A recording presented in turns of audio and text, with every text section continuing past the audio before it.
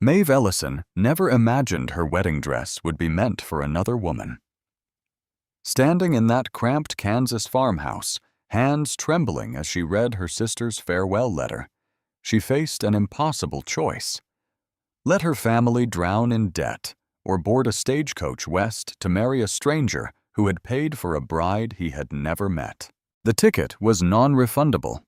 The rancher was waiting, and her beautiful sister had run off with someone else's future. What happened next would either destroy her completely or prove she was stronger than anyone ever believed.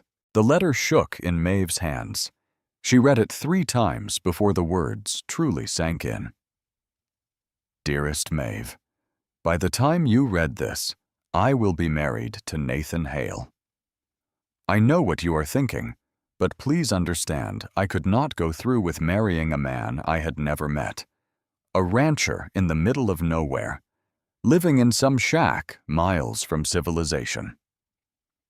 That is not the life I want. Nathan loves me. He has a proper house in town, a thriving business, a future that does not involve freezing winters and dust storms. I am sorry about Mr. Voss.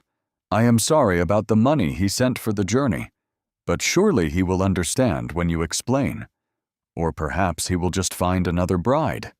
Men like him always do. Please do not hate me. Your sister, Lila. Maeve let the paper fall to the kitchen table.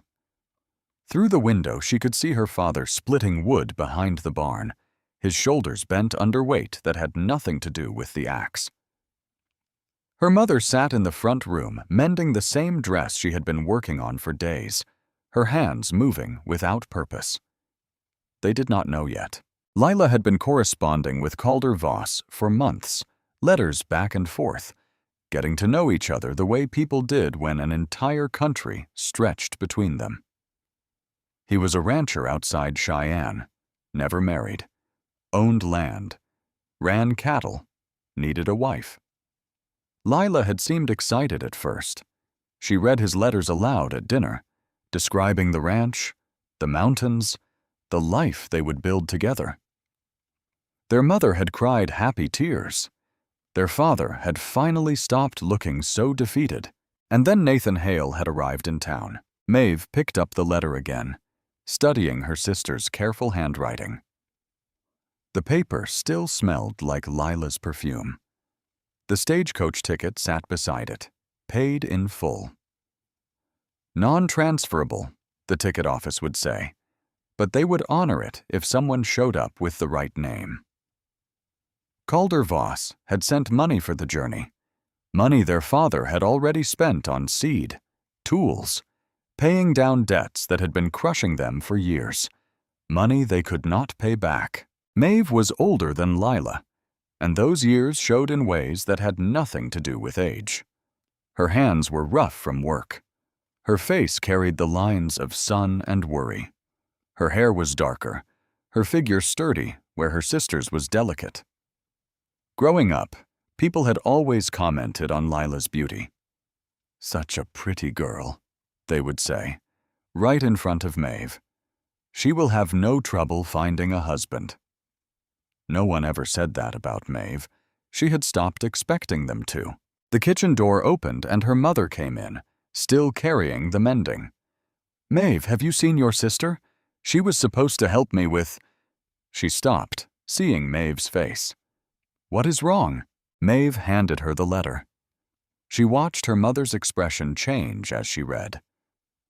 Confusion first, then shock, then something that looked like despair folding in on itself. Oh no, her mother whispered. Oh, Lila, what have you done? She married Nathan Hale. When? This morning, I think. She must have left before dawn.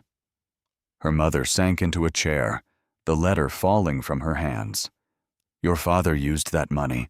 We needed it so badly, and Mr. Voss seemed so reliable. A good man, we thought. She pressed her hands to her face. We cannot pay him back. We do not have the money. We do not have it. Maeve stared at the ticket. An idea was forming. A terrible, impossible idea that made her stomach turn even as her mind started working through the logistics. "Someone has to go," she said quietly. Her mother looked up. "What?" "Someone has to get on that stagecoach and go to Wyoming. Otherwise, we are stealing from him. Otherwise, he paid for a bride and got nothing. Maeve, we cannot send you instead. That is not how this works. He chose Lila. He wrote to Lila. He wrote to a woman he has never met. Someone who presented herself a certain way in letters. I can tell him the truth when I arrive. I will not lie. I will not pretend to be her. But I will give him the choice." "The choice to what? Marry you instead?" Her mother's voice cracked. "Sweetheart, I know you mean well, but I am not pretty enough? But no man would choose me if he had another option? I know that, Mama. I have known that my whole life." "That is not what I meant." Maeve stood up, her chair scraping against the floor. "I am going. I will tell him everything. If he sends me away, I will find work in Cheyenne. I will send money back when I can. But I will not let Papa go to jail for debt. And I will not let this family lose everything because Lila decided she wanted something prettier." Her mother started to cry. Maeve walked out before she could change her mind. The stagecoach left at dawn a couple of days later. Maeve sat in the back with her one bag, wearing her best dress, which was not saying much. A dark cotton thing she had made herself years ago. Practical. Durable. Nothing like the traveling outfit Lila would have worn. There were other passengers, a salesman with a mustache that drooped past his chin, an older woman in mourning black who did not speak to anyone, two men who looked like miners, rough and tired, heading west to try their luck. The salesman tried making conversation for the first hour. Maeve answered politely, but did not encourage him. After a while, he gave up and dozed off, his head bouncing against the window frame every time they hit a rut. The prairie stretched endlessly in all directions. Flat grassland, occasionally broken by a creek or a stand of cottonwood trees. The sky was enormous, bigger than Maeve had ever imagined sky could be. It made her feel small, insignificant, perfect for disappearing. She tried not to think about what she was doing, tried not to imagine Calder Voss's face when she stepped off the coach and he realized she was not the woman he had been expecting. Would he be angry? Disappointed? Would he send her away immediately, or would he at least listen to her explanation? The letters Lila had received were in Maeve's bag. She had read them all before leaving, trying to understand the man she was traveling toward. Calder Voss wrote like someone unused to putting feelings on paper. His sentences were short, factual. He described the ranch, the work, the weather.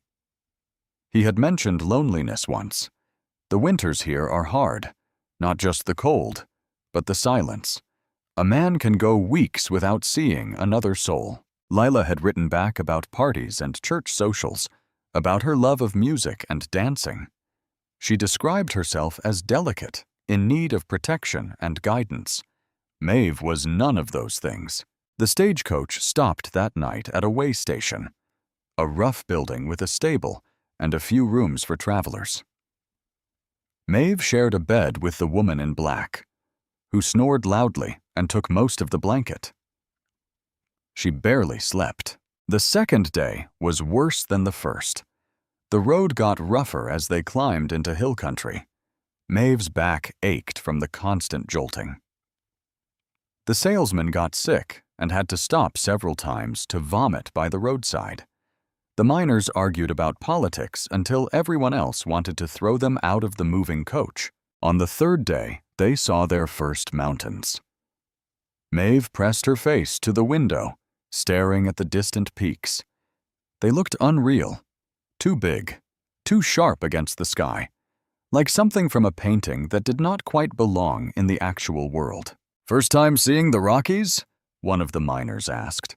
"Yes, they get bigger." He was right. By the fourth day, the mountains dominated everything. The road wound between foothills, climbing steadily. The air got thinner, colder. Maeve wrapped herself in her shawl and tried not to think about winters here, about what Calder had written. The snow can reach the windowsills. You will not leave the house for days at a time. What was she doing? On the 5th morning, the driver called back that they would reach Cheyenne by afternoon. Maeve's stomach dropped. She had spent days mentally preparing for this moment, and she still had no idea what she was going to say. "Hello? I am not the woman you were expecting, but I am here anyway, and I hope that is acceptable." It sounded insane. The woman in black noticed her expression. "First time west?" "Yes." "Running from something or toward something?" Maeve considered that. "Both, I think." The woman nodded. "That is usually how it goes." Cheyenne appeared on the horizon around mid-afternoon. It was bigger than Maeve expected. A real town with actual streets and buildings, not just a collection of shacks. The stagecoach rattled down the main street, passing hotels, saloons, a bank, a general store, a church. People moved along the sidewalks. Cowboys, businessmen, women in nice dresses. This was civilization, just a rough version of it pushed up against the edge of wilderness. The coach stopped in front of the stage office. The driver climbed down and started unloading bags. Maeve did not move. "End of the line, miss," the driver called. She forced herself to stand, to gather her bag, to step down onto the dusty street. The air smelled like horses and wood smoke.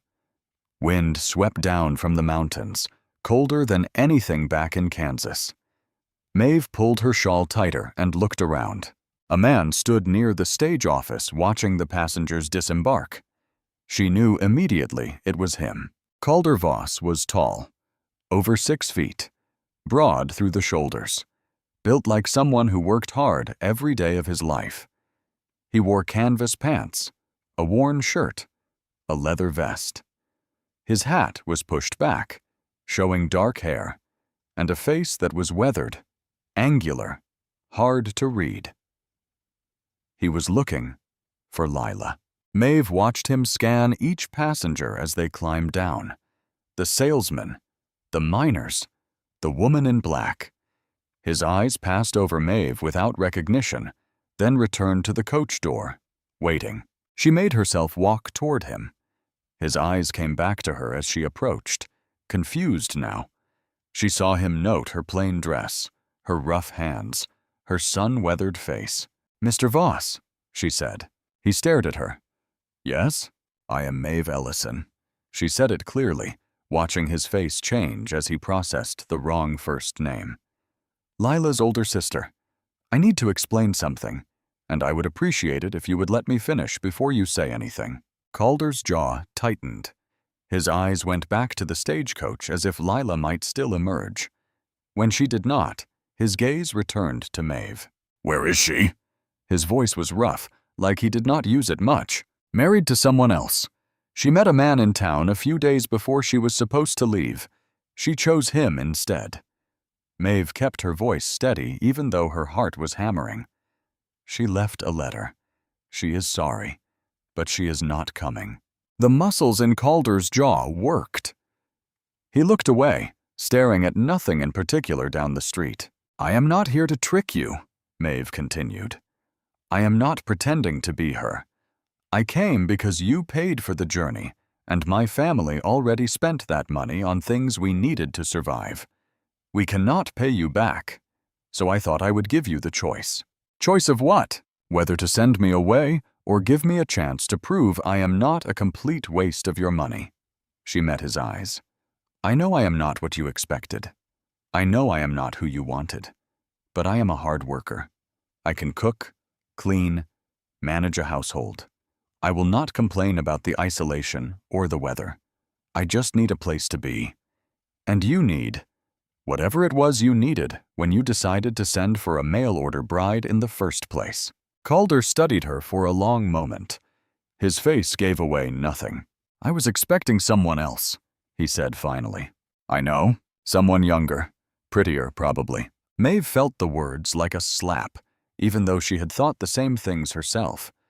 I know that too. And you came anyway. I came because I did not have another choice. But I am here honestly. I will not lie to you.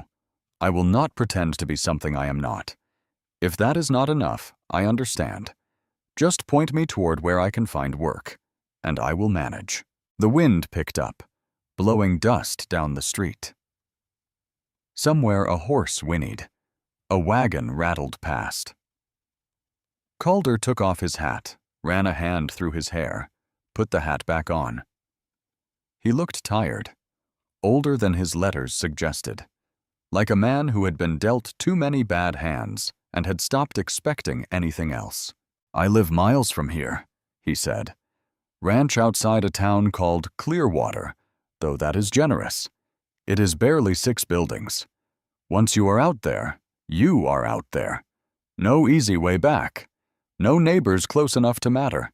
It is just me and my ranch hand, Theo. He is young, harmless, but it is still a hard life. Harder than you probably imagine. I am not afraid of hard work. Hard work is different than hard living. He shifted his weight, considering. I will make you a deal. Come out to the ranch for a while. No promises. No commitments. You can see what the life actually is, and I can see if you are. He trailed off. If I am suitable, Maeve finished. If we are suitable for each other, he corrected. At the end of that time, if either of us wants out, I will bring you back to Cheyenne and help you find respectable work. If we both agree to make it permanent, we will get married proper. That seemed fair. It was more than fair. More than she had expected. Yes, Maeve said. That seems fair. Calder nodded once, decisively. I have got a wagon around the corner. We will leave now. Get to the ranch before dark. He picked up her bag without asking, already walking. You eaten? Not since breakfast. There is a place that makes decent stew. We will stop. Maeve followed him down the street, her legs still shaky from days in a stagecoach. This was happening. She was actually doing this. The restaurant was small, crowded, loud. Calder ordered for both of them, beef stew, bread, coffee. They sat across from each other at a rough table, and Maeve tried not to stare at him. Up close, he was even harder to read. His face had seen weather and work, and probably some violence. There was a scar through his left eyebrow. His hands were calloused, scarred in places. He ate methodically, not looking at her. The letters Lila wrote? Maeve said carefully. Were they? Did she describe herself a certain way? Calder glanced up. She said she was delicate, needed protecting, liked pretty things and social gatherings. His mouth twisted slightly. I figured that was just how women wrote in letters. Did not think much of it. I am not delicate. I can see that. And I do not need protecting. Noted. He went back to his stew. Why did you decide to send for a wife? Maeve asked. If you do not mind me asking. Calder was quiet for a moment.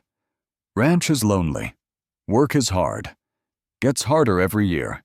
And I am not getting younger. Thought it might be easier with a partner. Someone to share the load. That is practical. Practical is about all I can manage. He finished his coffee. What about you?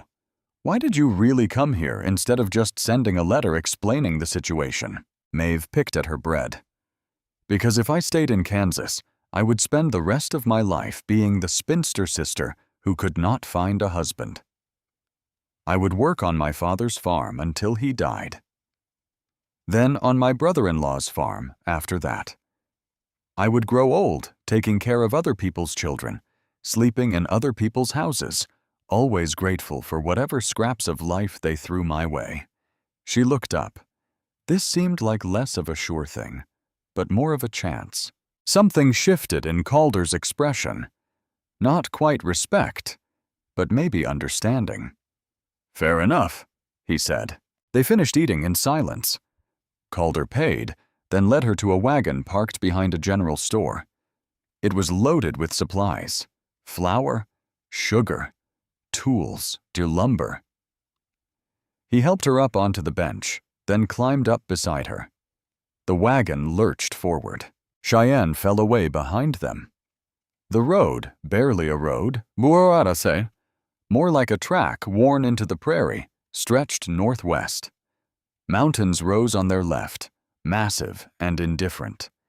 The sun was starting to sink, painting everything orange and gold. Maeve had never felt so far from home in her life. "Tell me about the ranch," she said, needing to hear something other than wagon wheels and wind. "Land. Run cattle. Used to be more, but I had some losses last winter. House is decent.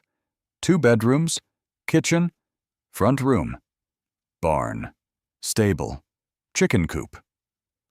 Creek runs through the property when there is enough water. Droughts happen. Creek dries up sometimes in late summer." He glanced at her. "You know anything about cattle?" "Not much. You will learn. Can you shoot a rifle?" "No. I will teach you. Bears and mountain lions do not care if you are delicate or not." Maeve suppressed a shiver. "What about Theo? Your ranch hand?" "Good kid.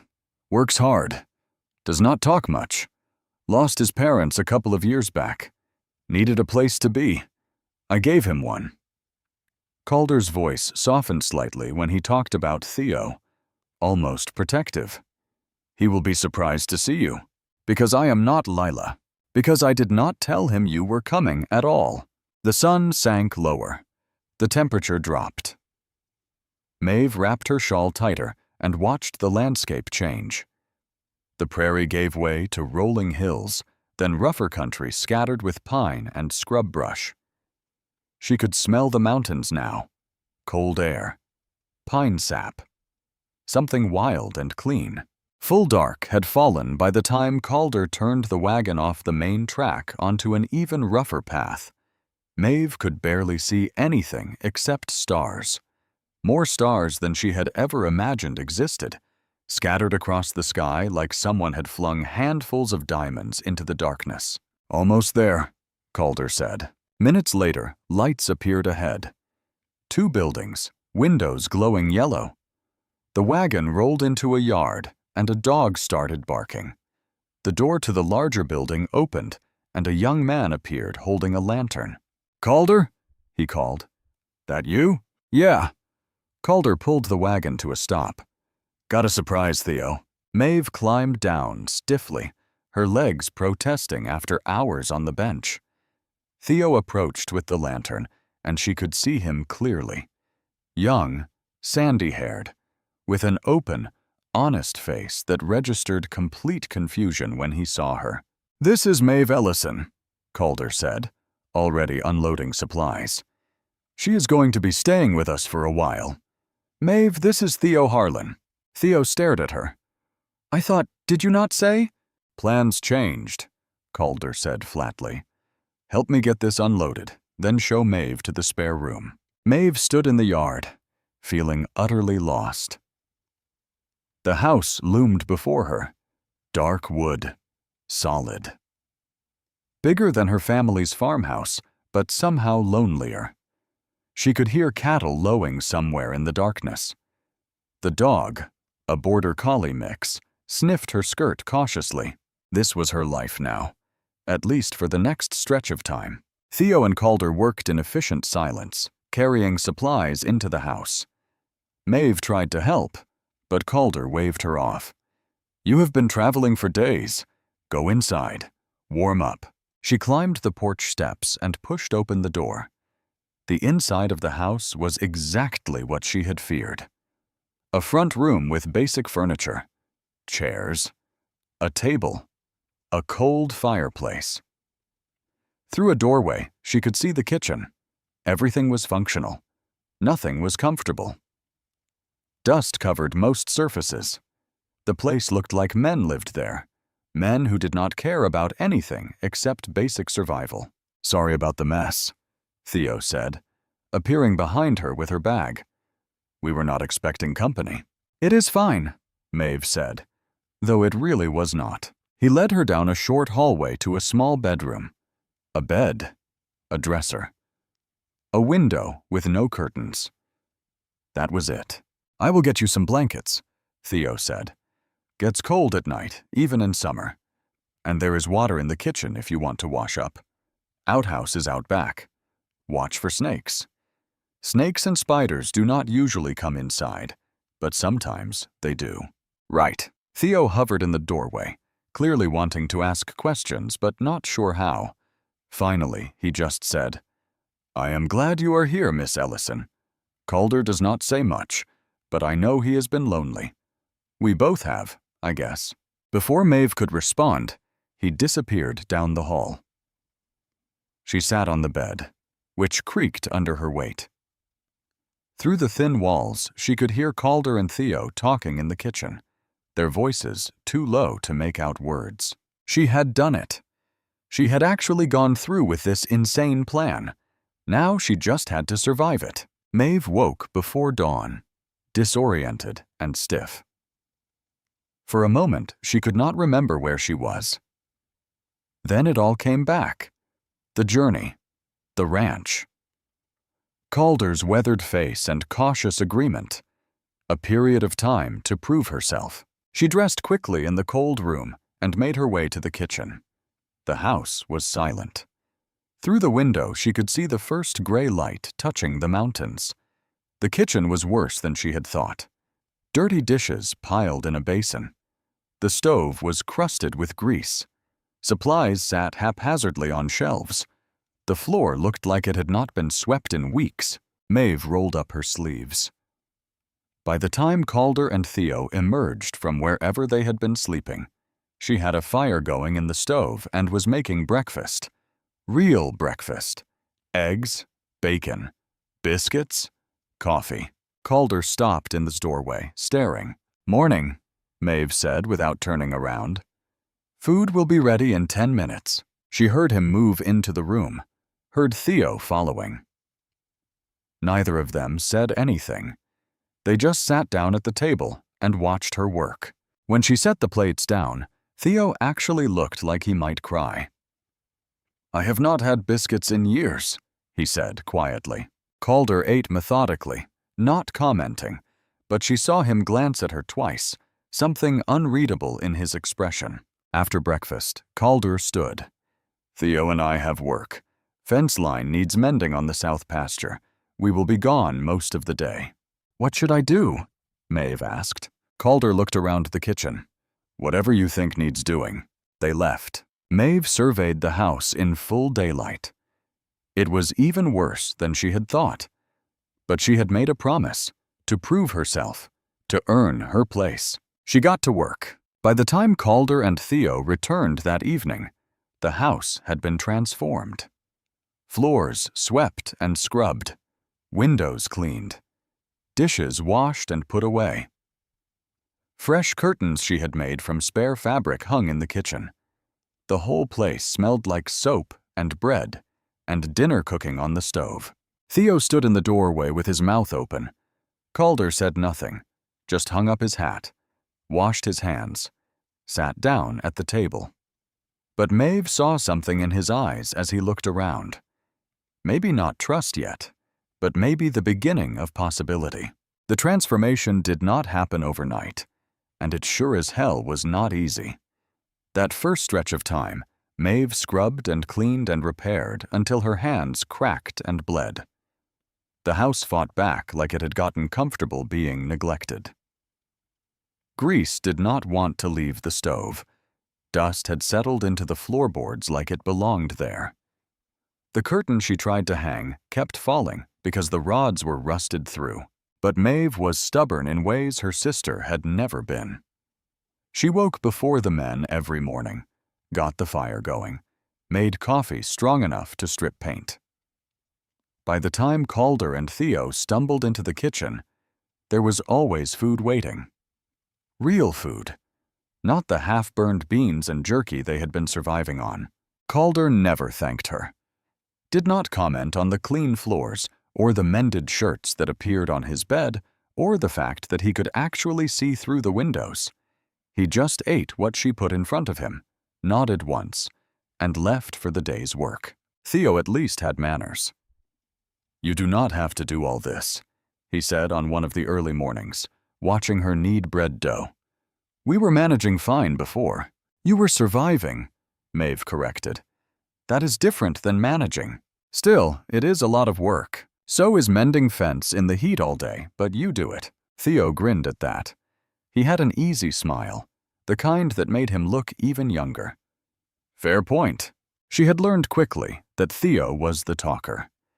He filled the silence that Calder created, chattering about the cattle, the weather, the mountain lion he had seen recently up by the North Ridge. He asked Maeve questions about Kansas, about her family, about what had possessed her to travel across half the country to marry a stranger. She gave him the short version, the one that did not include all the years of being second best, of watching Lila get everything while she got the leftovers. Calder, meanwhile, watched her. Not obviously, not in a way that made her uncomfortable, but she felt his eyes on her when she thought she was not paying attention, studying her, trying to figure out if she was going to break. She had no intention of breaking. On one of those early days, Maeve decided to tackle the real disaster. The chicken coop. It was a leaning structure behind the barn. Half the boards rotted through, the door hanging on one hinge. Inside, a few scrawny chickens pecked at nothing because no one had fed them properly in what looked like weeks. "You have got chickens," Maeve said that evening at dinner, "that are not producing eggs because they are starving." Calder looked up from his plate. "They get fed when someone remembers. Once a week, whether they need it or not." Theo snorted into his coffee. Calder's jaw tightened. "I have been busy, so I noticed. Well, I fixed the coop. They will start laying again in a few days if they do not die first." She stood to clear the plates. "You might want to check on them occasionally. Just a thought." She turned away before she could see his reaction, but she heard Theo's quiet laugh. "She has got you there, boss. Shut up and finish your dinner." But the next morning, when Maeve went to feed the chickens, she found fresh straw in the coop and the water trough filled. Calder was already gone out checking the herd with Theo, but she knew it had been him. Something small shifted in her chest. Not quite hope, but maybe the beginning of it. The days developed a rhythm. Maeve worked the house and the immediate yard. Garden. Chickens, cooking, cleaning, endless laundry. Calder and Theo worked the ranch, cattle, fences, water management, the 100 small emergencies that came with keeping animals alive in harsh country. They did not talk much at meals. Calder was not built for conversation, and Maeve had never been good at small talk. But the silence was not hostile anymore. It was just there. Shared space between people who were trying to figure each other out. Then the weather changed. Maeve woke to the sound of rain hammering the roof. Real rain. The kind that came down in sheets and turned the yard into mud within minutes. She dressed and went to the kitchen, expecting Calder and Theo to delay their work. They were already gone. She found them an hour later, drenched and cursing, trying to move cattle to higher ground. The creek that ran through the property had swollen overnight, threatening to flood the lower pasture where most of the herd was grazing. Maeve stood on the porch, watching them work in the downpour. Theo's horse slipped in the mud and nearly went down. Calder was shouting something she could not hear over the rain. She went back inside, put on her oldest dress, wrapped her shawl tight, and walked out into the storm. "What the hell are you doing?" Calder yelled when he saw her approaching. "Helping. Get back inside. You need another person." She grabbed a stick and started moving toward the cattle, waving her arms. "Tell me what to do." For a second, Calder just stared at her. Rain streamed down his face. Then something changed in his expression. Calculation, maybe. Or just acceptance that she was not going to listen anyway. "Keep them moving east," he shouted. "Away from the creek. Do not get between them and the water." Maeve had never worked cattle in her life, did not know the first thing about it. But she understood panic. And she understood that if those animals drowned, Calder's livelihood drowned with them. She waded into the mud and the rain and the chaos. It took hours. Hours of shouting and pushing and waving and praying the cows moved in the right direction. Maeve's dress was ruined, plastered to her skin.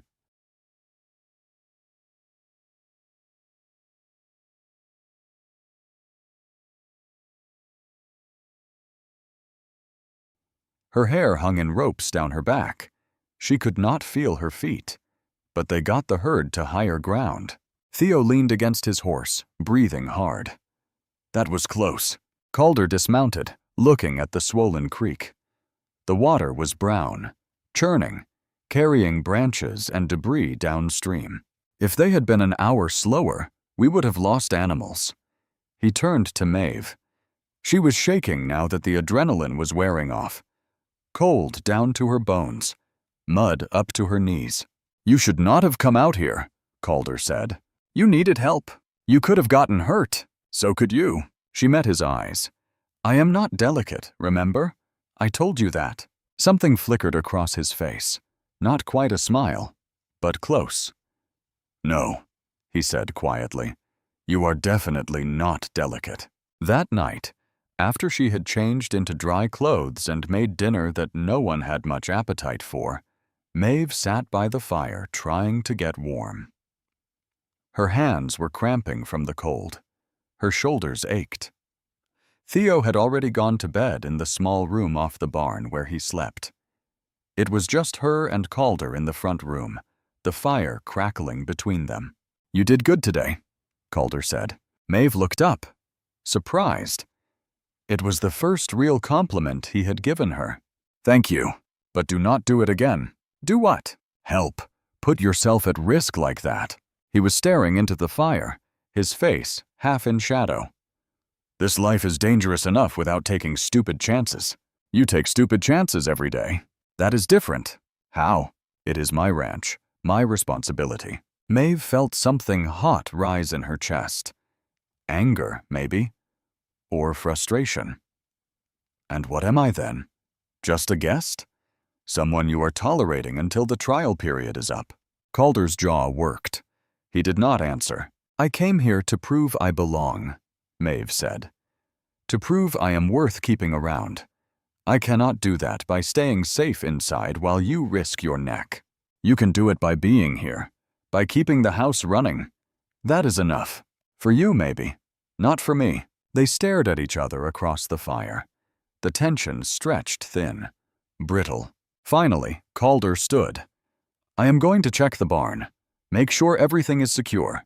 He left without another word. Maeve sat alone, watching the fire burn down to coals, and wondered if she had just ruined whatever fragile understanding they had been building. But the next morning, Calder knocked on her door before dawn. "Get up," he called through the wood. "If you are going to insist on helping with the cattle, you need to learn how to do it properly." That is how Maeve learned to ride.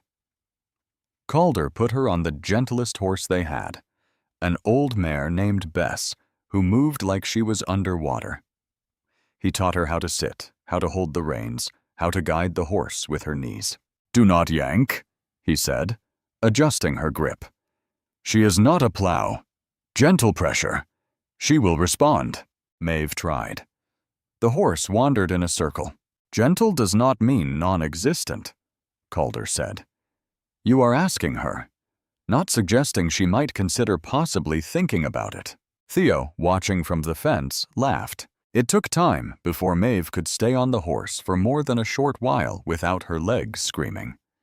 More time before she could actually help move cattle without Calder having to constantly redirect her. But slowly, painfully, she learned. She learned which cows were troublemakers and which ones led the herd. She learned to spot lameness, sickness, the subtle signs that something was wrong. She learned the land, where the ground was solid, where it got boggy, which parts of the creek were shallow enough to cross. She learned that Calder noticed everything. The way a cow held her head, the shift in wind direction, the color of the sky at dawn that meant weather was coming. And she learned that despite his gruff exterior and his complete inability to say anything encouraging, Calder was a good teacher, patient in his own frustrated way. He did not praise, but he stopped correcting her as often. That was as close to approval as he seemed capable of giving. One afternoon, some weeks into her stay, Maeve was helping Theo move supplies from the barn when she heard a noise from the direction of the creek. A bawling sound. Distressed. "You hear that?" she asked. Theo tilted his head. "Sounds like a calf." They found Calder already there, knee-deep in the creek, trying to pull a calf out of a tangle of downed branches. The animal was stuck, thrashing, making the situation worse. The mother cow paced on the bank, bellowing. "Rope!" Calder shouted when he saw them. "Theo, get me a rope!" But Theo was already running back toward the barn. Maeve waded in without thinking. The water was cold, moving fast from recent rain. The current pulled at her skirt. She grabbed one side of the calf while Calder worked the other, trying to maneuver it free without breaking its legs. "Careful," Calder grunted. "Do not let the current take you." The calf kicked, catching Maeve in the ribs. She lost her footing, went down hard, swallowed water. The creek swept her downstream before she got her feet under her again. Coughing, Calder left the calf and grabbed her arm, hauling her toward the bank. "I am fine," she gasped. "You are an idiot. So are you." The calf can wait until we have proper equipment, but the calf could not wait. While they argued, it panicked harder, wedging itself deeper into the branches. Calder swore, a string of words Maeve had never heard him use, and waded back in. Theo came running with the rope. Between the three of them, they got the calf free. It stumbled onto the bank and immediately went to its mother, shaking and exhausted but alive. Maeve sat on the ground, dripping, her side throbbing where the calf had kicked her. Calder knelt beside her. "Let me see. I am fine." "Maeve." His voice was sharp. "Let me see." She pulled up her shirt enough to show the bruise already forming. Dark. Spreading across her ribs. Calder's face went hard. "Can you breathe?" "Yes." She tried. It hurt, but nothing felt broken. "Yes, you are lucky." He stood, offering his hand. "Come on, let us get you back to the house." Theo stayed to watch the calf. Calder walked Maeve back, one hand on her elbow like he thought she might collapse. She wanted to shake him off to prove she was fine, but honestly, she was starting to feel shaky. Inside, he made her sit by the fire while he brought her dry clothes and hot coffee. "Take those wet things off," he said, turning his back. "You will catch pneumonia." Maeve changed awkwardly, her ribs protesting every movement. When she was decent, Calder turned around and studied her with an expression she could not read. "You keep doing this," he said. "Doing what?" "Throwing yourself into danger without thinking." I was thinking that calf needed help." "It is a calf. An animal. Not worth risking your life over." Maeve set down her coffee with enough force to slosh it. "Everything on this ranch is worth risking something over. That is what you do every single day. Why is it different when I do it?" "Because you are—" Calder stopped himself. "I am what?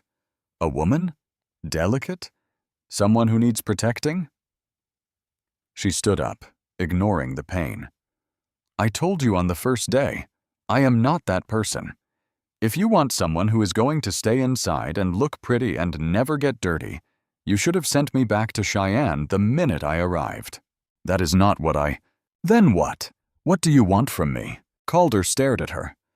The firelight cast shadows across his face, making him look older, more weathered. Tired in a way that went deeper than physical exhaustion. "I do not know," he said finally. "Honest, Drea. I thought I wanted a wife to make the house less empty, someone to cook and clean and be there. That is what I told myself. But now you are here, and you are nothing like what I expected, and I do not know what the hell I am supposed to do with you." Maeve felt something crack open in her chest. I am not asking you to do anything with me. I am asking you to let me be useful. To let me be part of this place instead of just furniture that happens to talk back. You are not furniture.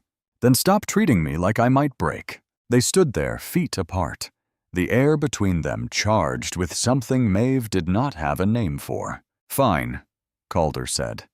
You want to be part of the ranch? Really part of it. Tomorrow you are learning to shoot. He left before she could respond. The next morning, true to his word, Calder brought out a rifle after breakfast. An older model. Worn, but well-maintained. This was my mother's, he said, handing it to Maeve. Lighter than mine. Easier to manage. Maeve took it carefully. She had never held a gun before. It was heavier than she expected. First rule, Calder said. Never point it at anything you do not intend to shoot. Second rule, assume it is always loaded. Third rule, know what is behind your target. He spent time teaching her how to hold it, how to sight down the barrel, how to breathe and squeeze instead of pulling the trigger. Try it, he said, pointing to a row of cans he had set up on the fence some distance away. Maeve raised the rifle, felt the weight of it, tried to remember everything he told her. She squeezed the trigger. The recoil knocked her back a step. The shot went wide, kicking up dust well left of the target. Again, Calder said. She tried several more times, missed every shot. Theo, watching from the porch, looked sympathetic. It takes practice, Miss Maeve. I did not hit anything for weeks when I started. Again, Calder repeated. Maeve's shoulder was starting to hurt from the recoil. Her ears rang. But she raised the rifle and tried again. This time, the shot hit the fence post. Not the can, but close enough to make her feel like maybe she was not completely hopeless. Better, Calder said. It might have been the highest praise she had ever heard from him. They practiced every morning after that. Maeve's shoulder turned black and blue from the recoil, but her aim slowly improved. By the end of that week, she could hit the cans more often than she missed. Why do I need to learn this? She asked one morning, lowering the rifle. Because there are things out here that will kill you if you cannot defend yourself, Calder said. Bears, mountain lions. Sometimes men who think a woman alone is easy prey. He took the rifle from her, checking it automatically. I will not always be close enough to help. The weight of that statement settled between them. Maeve had stopped thinking about the trial period, stopped counting days. She had been at the ranch for some time now, and Calder had not mentioned bringing her back to Cheyenne, had not brought up the arrangement they had made. Maybe he had forgotten, or maybe he was waiting for her to say something. That night, after Theo had gone to bed and Maeve was cleaning up from dinner, Calder sat at the table longer than usual, just sitting, watching her work. Something on your mind? Maeve asked, drying the last plate. The time we agreed on is almost up. There it was. Maeve's hands stilled. Yes. You have thoughts about that? She turned to face him. Do you? Calder's fingers drummed on the table. An anxious gesture she had never seen from him before. You have worked harder than I expected. Done more. The house looks better than it has in years. Even Theo is happier. And that kid is usually happy anyway. But, Calder met her eyes. I am saying you have proven yourself. If you want to stay, make it permanent. Maeve's heart did something complicated in her chest. Is that what you want? I am asking what you want. I asked first. A muscle in Calder's jaw twitched. I want you to stay. He said it like an accusation, like admitting it cost him something. There. Happy? Maeve sat down across from him. Why? Why what? Why do you want me to stay? Because I am useful? Because the house is clean? Calder was quiet for a long moment. When he spoke, his voice was rough. Because I sleep better knowing you are here. Because the house feels less empty. Because watching you work those cattle in the rain was the first time in years I felt like I was not doing this alone. He looked away. That enough reason for you? Maeve felt tears sting her eyes. She blinked them back hard. I will stay. Yeah? Yeah, Calder nodded once. Good. We will go into Clearwater tomorrow. Find a minister. Make it official. That is it? That is your proposal? What else do you want? Flowers? Poetry? But his mouth twitched slightly. Almost a smile. Maybe just a please. Please stay and marry me, and keep making those biscuits because I am getting used to not eating charcoal for breakfast. Maeve laughed. Actually laughed. That is the worst proposal I have ever heard. It is probably the only proposal you have ever heard. True. She stood, walked around the table, held out her hand. Okay, Calder Voss, I will marry you. He took her hand. His palm was calloused, warm, solid, real. Tomorrow then, he said. Tomorrow. But tomorrow did not go the way they planned. Maeve woke to shouting. She threw on clothes and ran outside to find Theo yelling from the north pasture. Something about the cattle. Something wrong. Calder was already running. Maeve followed. What they found made her stomach drop. Cattle. Dead or dying. Scattered across the pasture like they had just dropped where they stood. Some were still twitching. Others had been dead for hours. What happened? Maeve whispered. Calder knelt beside one of the dead cows, examining it. His face had gone pale. Poison. Someone poisoned the water source. Who would? I have got neighbors who want this land, who have made offers I refused. Calder stood, his hands shaking with rage. This is a message. Theo looked sick. Boss, that is a lot of cattle. That is... I know what it is. Calder's voice was flat. Dead. That is a quarter of my herd. That is my profit for the year. That is... He stopped, turned away. Maeve wanted to touch him, to comfort him somehow. But she did not know if he would accept it. What do we do? She asked quietly. Calder was silent for a long moment. Then, we round up what is left. Move them to the south pasture. Check every water source. And we survive this. And the men who did this... His eyes went hard. That is a problem for another day. They worked until dark, checking the surviving cattle, moving them to safer ground. Maeve's hands were shaking by the time they finished. Not from the work. From watching Calder's face throughout the day. Watching him look at each dead animal like it was a personal failure. That night he sat alone in the dark house, not eating, not talking. Maeve sat beside him, did not say anything, just sat. After a while, Calder spoke. I cannot afford to replace those cattle, not this year, maybe not next year either. We will manage, He looked at her. You still want to marry me even now when the ranch is failing? The ranch is not failing. It took a hit. That is different. Maeve! No. She took his hand. I did not come here because you were rich. I came here because I needed somewhere to belong. This is that place. You are that place. Some dead cattle does not change that. Calder's fingers tightened on hers. You are either very brave or very stupid. Little bit of both, probably. This time, he did smile. Slight, barely there, but real. Tomorrow we still get married? Maeve asked. Tomorrow we still get married. But first, they had to bury the dead cattle and figure out how to keep their ranch alive with reduced stock and watch their backs for whoever wanted them gone. Maeve went to bed that night understanding something new about the life she had chosen.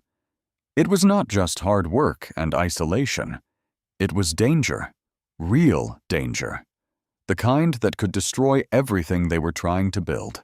But when she thought about leaving, about going back to Kansas or finding work in Cheyenne, her mind rebelled against it. This place had gotten under her skin, this broken ranch, this damaged man, this hard, beautiful country that did not forgive mistakes. She belonged here now. Whatever came next, they would face it together. They buried the cattle in a mass grave on the far edge of the property where the ground was soft enough to dig. It took 2 full days.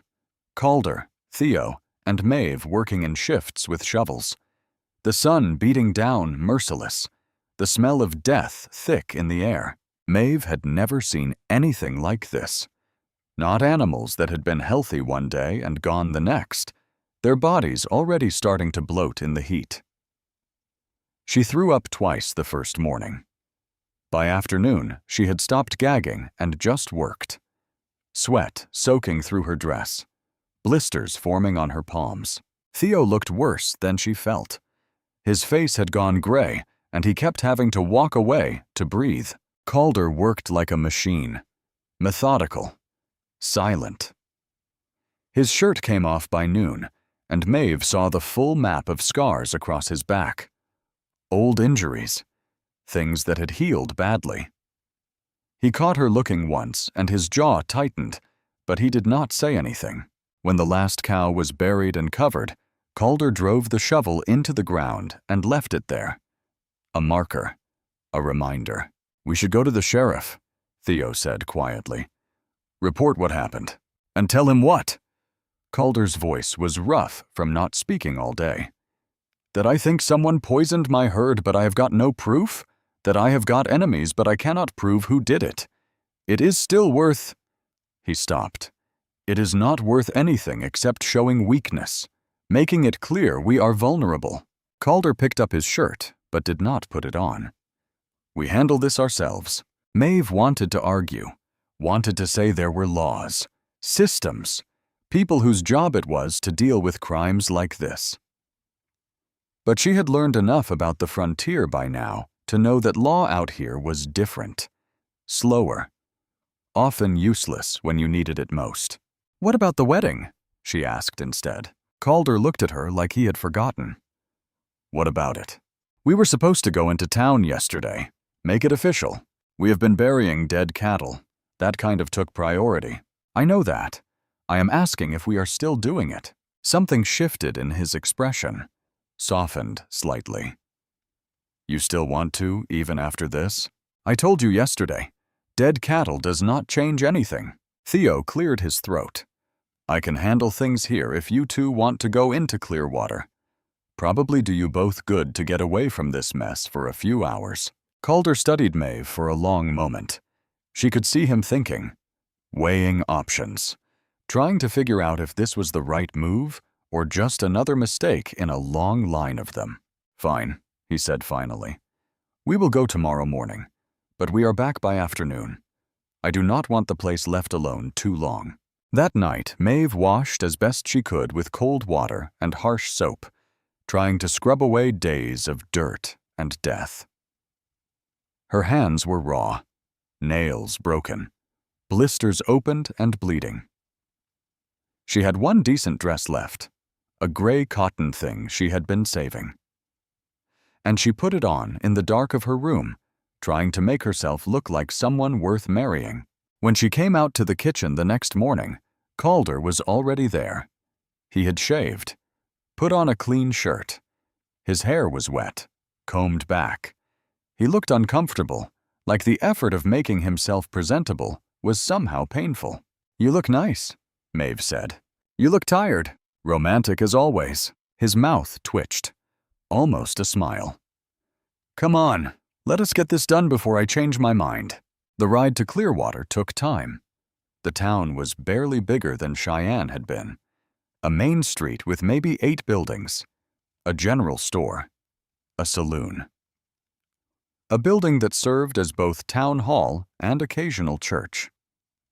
Mountains rose behind it, still snow-capped even in summer. Calder tied up the wagon outside the general store. "Minister's name is Hutchins. He will marry us if we can find him sober." "That is encouraging. It is the frontier. You take what you can get." They found Hutchins in the back room of the general store playing cards with 2 other men. He was older, with a white beard stained yellow from tobacco and eyes that had seen too much of everything. "Calder Voss," Hutchins said, looking up from his cards. "Heard you had some trouble out at your place." "Word travels fast." Nothing I cannot handle, Calder said. I am here because I need you to perform a marriage. Hutchins' eyebrows went up.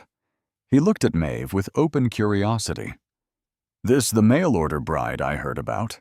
This is Maeve Ellison. She has agreed to marry me despite significant evidence that it is a bad idea. Maeve elbowed him.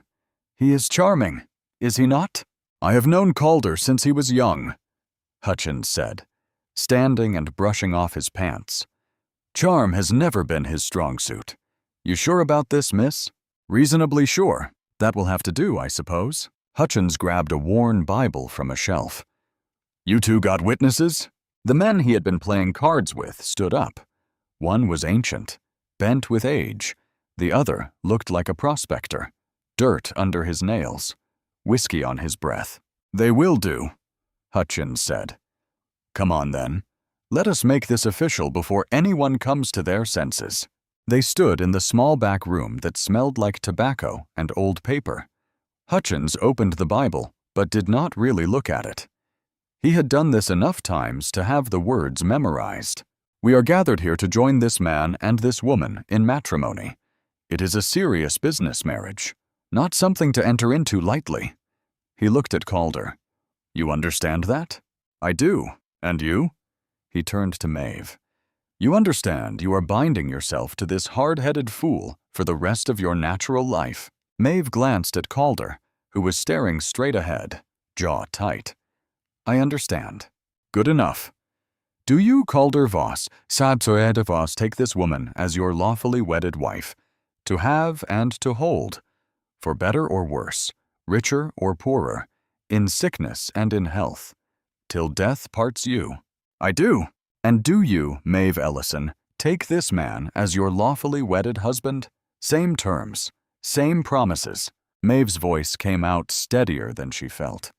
I do. Then by the authority vested in me by the territory of Wyoming, I pronounce you husband and wife. Calder, you can kiss her if you want or not. Up to you. Calder looked at Maeve like he had not considered this part. His ears went slightly red. Maeve took mercy on him. She stood on her toes and kissed his cheek quickly. There. Official. Something in his eyes softened just for a moment. Then he was reaching into his pocket for money to pay Hutchins. No charge, the minister said. Consider it a wedding present. You are going to need every dollar you have got after losing that herd. Calder's face went hard. Who told you about that? Like I said, word travels. Hutchins' expression turned serious. You watch yourself out there, Calder. Whoever hit you once might try again. Let them try. Outside, the sun was bright enough to hurt. Maeve blinked against it, her hand in Calder's because he had taken it without asking and had not let go yet. That is it, then? She said. We are married. That is it. Feel any different? Not particularly. You a little, maybe. She squeezed his hand. We should get back. But Calder did not move toward the wagon. He was looking down the street at something. Maeve followed his gaze and saw 3 women standing outside the general store watching them. Well-dressed women. Town women. Their expressions made Maeve's stomach tighten. Who are they? She asked quietly. Wives of the men who want my land. Calder's voice had gone flat. Do not worry about them. But it was too late. The women were walking over. The leader, a blonde woman in an expensive green dress, smiled at Calder in a way that did not reach her eyes. Calder Voss, congratulations on your marriage. We heard you had sent for a bride. Mrs. Harlan. Calder's tone was carefully neutral. Mrs. Harlan turned her attention to Maeve, and the smile got sharper. You must be the sister. How unexpected. I had heard Calder was expecting someone else. Lila, was it? The pretty one. Maeve felt the words like a slap. But before she could respond, Calder's hand tightened on hers. This is my wife, Maeve, he said. His voice had gone cold. And she is exactly who I wanted. The second woman, darker, older, with hard eyes, laughed. How sweet. Though I have to wonder, dear, what possesses a woman to marry a man whose ranch is failing? losing a quarter of your herd in one night. That is either terrible luck or terrible management. It was neither, Calder said. It was deliberate. Such accusations, do you have proof? Not yet. Then perhaps you should focus less on conspiracy theories and more on salvaging what is left of your operation. My husband's offer still stands, you know, for the whole property. That is more than generous considering the circumstances. I am not selling, not even to save yourself from bankruptcy? How noble, and how foolish. Mrs. Harlan's gaze slid back to Maeve. I do hope you knew what you were getting into, dear. The Voss Ranch has always been more trouble than it is worth. Isolated. Dangerous. No place for a woman, really. Especially not one who has already been rejected once. The third woman, younger, prettier than the other two, giggled. Can you imagine coming all this way for a man who wanted someone else? How humiliating. Maeve felt heat rising in her face. Shame and anger tangled together in her chest. These women knew exactly where to cut. They had probably been practicing. But before she could find words, Calder stepped between her and them. That is enough, he said quietly. Dangerously. You have said your piece. Now leave my wife alone. Oh, we did not mean any offense, Mrs. Harlan said, all false sweetness. Just making conversation. Welcome to the territory, Maeve. I am sure we will see you around town if you last that long. They walked away, laughter trailing behind them. Maeve stood frozen, all the old feelings rushing back. The ones she had thought she had left in Kansas. Being second best. Being the one nobody wanted. Being the embarrassment. Maeve, Calder's voice cut through the spiral. Look at me. She did. His face was tight with anger. But not at her. Everything they just said was meant to hurt you. To make you feel small. Do not give them that power. They are right, though. You did want Lila. You did get stuck with me instead. I did not get stuck with anything. His hands came up to her shoulders, forcing her to meet his eyes. You think I do not know what I have got? You think I am too stupid to see the difference between a woman who runs away at the first sign of hardship and one who buries dead cattle in the heat without complaining? Calder, I am not finished. Those women, they do not work. They do not build anything. They sit in their nice houses in town and judge everyone who actually sweats for a living. You are worth 10 of them, 20. And if you cannot see that yet, then I have not been doing my job right. Maeve's throat felt tight. What job is that? Making sure you know you are not second best. You are not a replacement. You are... He stopped, frustrated with words like he always was. You are the reason I am still standing here instead of selling everything and giving up. That clear enough for you? Maeve nodded, not trusting her voice. Calder let go of her shoulders and turned toward the wagon. Come on, let us get out of this town before I do something I will regret. They drove in silence for the first stretch of the journey. Maeve stared at the mountains, at the endless sky, at anything but Calder's profile beside her.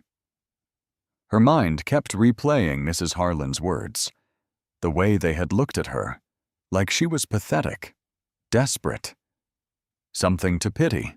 Stop thinking about them, Calder said without looking at her. I am not. You are a terrible liar. Your face does this thing when you are upset.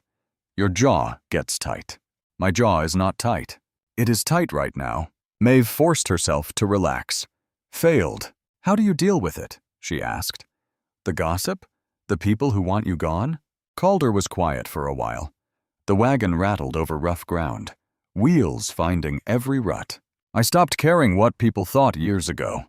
Has not served me wrong yet. That easy? Did not say it was easy. Said I stopped caring. There is a difference. He glanced at her. Those women back there, they are bored. They have got nothing better to do than tear down anyone who threatens their little hierarchy. You threaten them because you are not playing their game. How am I threatening anyone? I am nobody. You are somebody who chose a hard life over an easy one, who works instead of gossiping, who got her hands dirty burying cattle while they were probably having tea and talking about who wore what to church. That scares them. Maeve had not thought about it that way. They seemed pretty confident to me. Confident people do not need to tear others down to feel better about themselves. Calder shifted the reins. You want my advice? Forget they exist. We have got bigger problems. He was right. They did have bigger problems, like figuring out who poisoned their cattle, like surviving the financial hit, like keeping the ranch running with reduced stock and resources. But somehow Mrs. Harlan's words had gotten under Maeve's skin in a way the practical problems had not. Maybe because the practical problems could be solved with work, with effort. The other thing, the feeling of being second choice, unwanted. That was harder to fight. When they got back to the ranch, Theo was waiting in the yard. His face was pale. What happened? Calder asked, already climbing down from the wagon. Nothing bad. Just, you have got a visitor. Been waiting about an hour. Who? Theo hesitated. Says his name is Nathan Hale. Claims he is looking for his wife. Maeve's blood went cold. Calder looked at her. Your sister's husband? I do not know any other Nathan Hale. They found him on the porch, sitting in one of the chairs like he owned the place. He stood when he saw them. Tall, well-dressed, handsome in a polished way that made him look out of place against the rough wood and worn ranch. Maeve, he said, smiling. There you are. We have been worried sick. Calder's hand went to Maeve's elbow. Protective. Who the hell are you? Nathan Hale. I married Maeve's sister, Lila, a few weeks ago. His eyes went to Maeve. She is very upset, you know. She made a mistake running off like that. She wants to make things right. Maeve found her voice. Where is she? Back in Kansas, waiting for me to bring you home. Nathan's smile widened. She feels terrible about the confusion, about you coming all this way for nothing. But we can fix this. I have brought enough money to repay Mr. Voss for his expenses, and we can all put this unfortunate situation behind us. Calder's voice came out dangerous. Put what situation behind us? Well, the mix-up, of course. Lila was supposed to come here. She and Mr. Voss had an arrangement. But then she met me, and we fell in love, and things got complicated. Nathan pulled out an envelope. I am prepared to compensate you fully for your trouble. Say, enough to cover the travel expenses and your time. I do not want your money, Calder said. I understand you are upset, but surely you can see that Maeve does not belong here. This is no life for a woman like her. Isolated. Dangerous. Doing work meant for ranch hands. Nathan turned to Maeve, his expression sympathetic. Come home. Your family misses you. Lila wants to apologize in person. You can find a proper husband, someone in town, someone who can give you the life you deserve. Maeve stared at him, at his expensive suit and his perfect hair, and his assumption that she would just go along with whatever he decided. No, she said. Nathan blinked. I'm sorry? I said no. I am not going anywhere. This is my home now. Maeve, be reasonable. You cannot seriously want to stay in this place. Look at it. Look at you. His nose wrinkled slightly. You are covered in dirt. Your hands are ruined. This is not the life you were meant for. And what life was I meant for? Being the spinster aunt in your house? Taking care of Lila's children? Making myself useful until I die alone and grateful? Nathan's smile slipped. That is not what I... Sorry? That is exactly what you meant. You and Lila want to ease your guilt by bringing me back, by pretending I am better off there, but I am not. Maeve stepped closer to Calder, and his arm came around her waist immediately. I am married to Calder, legally, and I am staying. You cannot be serious. You have known this man for what? A short time? You married him out of desperation, not love. Maybe I did, Maeve said. But desperation got me here, And being here taught me I am stronger than anyone back home ever believed, including me. Nathan looked at Calder. You are really going to keep her? Even knowing she was second choice? Even knowing her sister is the one you actually wanted? Calder's jaw tightened. When he spoke, his voice was quiet, controlled. I do not know what your game is coming here and insulting my wife, but you have got about 10 seconds to get off my property before I throw you off. I am trying to help. You are trying to solve your conscience. You married a woman who was promised to someone else, and now you want to fix the mess by taking Maeve back like she is a returnable item. But she is not an item. She is not second choice, and she is sure as hell not going anywhere with you. Nathan's face flushed. Fine. Stay here in the middle of nowhere with a man who will never love you properly. But do not come crying back when this life breaks you. He left, got on his fancy horse, and rode away without looking back. Maeve watched him go, her whole body shaking. You okay? Calder asked quietly. I do not know, maybe. She turned to look at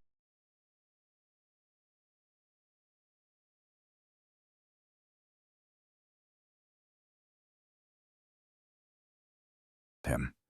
Did you mean what you said about me not being second choice? Every word. Even though Lila was a fantasy. Letters and imagination. You are real. You are here. You work beside me. Eat with me. Fixed my house.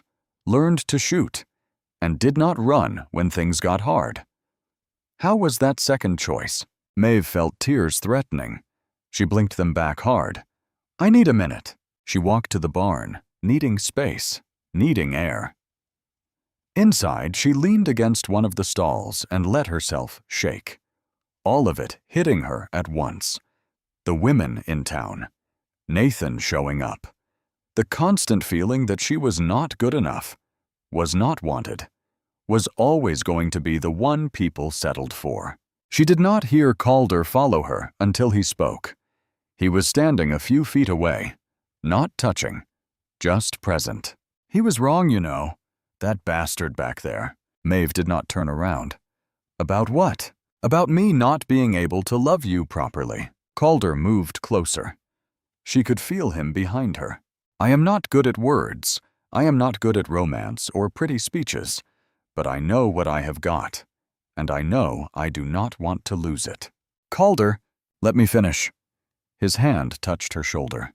Gentle. When you got off that stagecoach, I thought my life was over. Thought I had been cheated. Stuck with someone I did not want. Took me about 3 days to realize I had been given something better than what I asked for. Took me another stretch of time to realize I was falling for you. Took me until today to realize I am already there. Completely. And if that is not love, it is close enough that the difference does not matter. Maeve turned. Calder's face was open in a way she had never seen it. Vulnerable. Honest. You love me? She whispered. Think I just said that. Say it again properly. Calder's ears went red. I love you, Maeve. There. Happy? Maeve kissed him. Not a quick peck like at the wedding. A real kiss. The kind that said everything she could not find words for. When they broke apart, Calder was smiling. Actually smiling. We should get back to work, he said. Got a ranch to save. In a minute, Maeve pulled him back.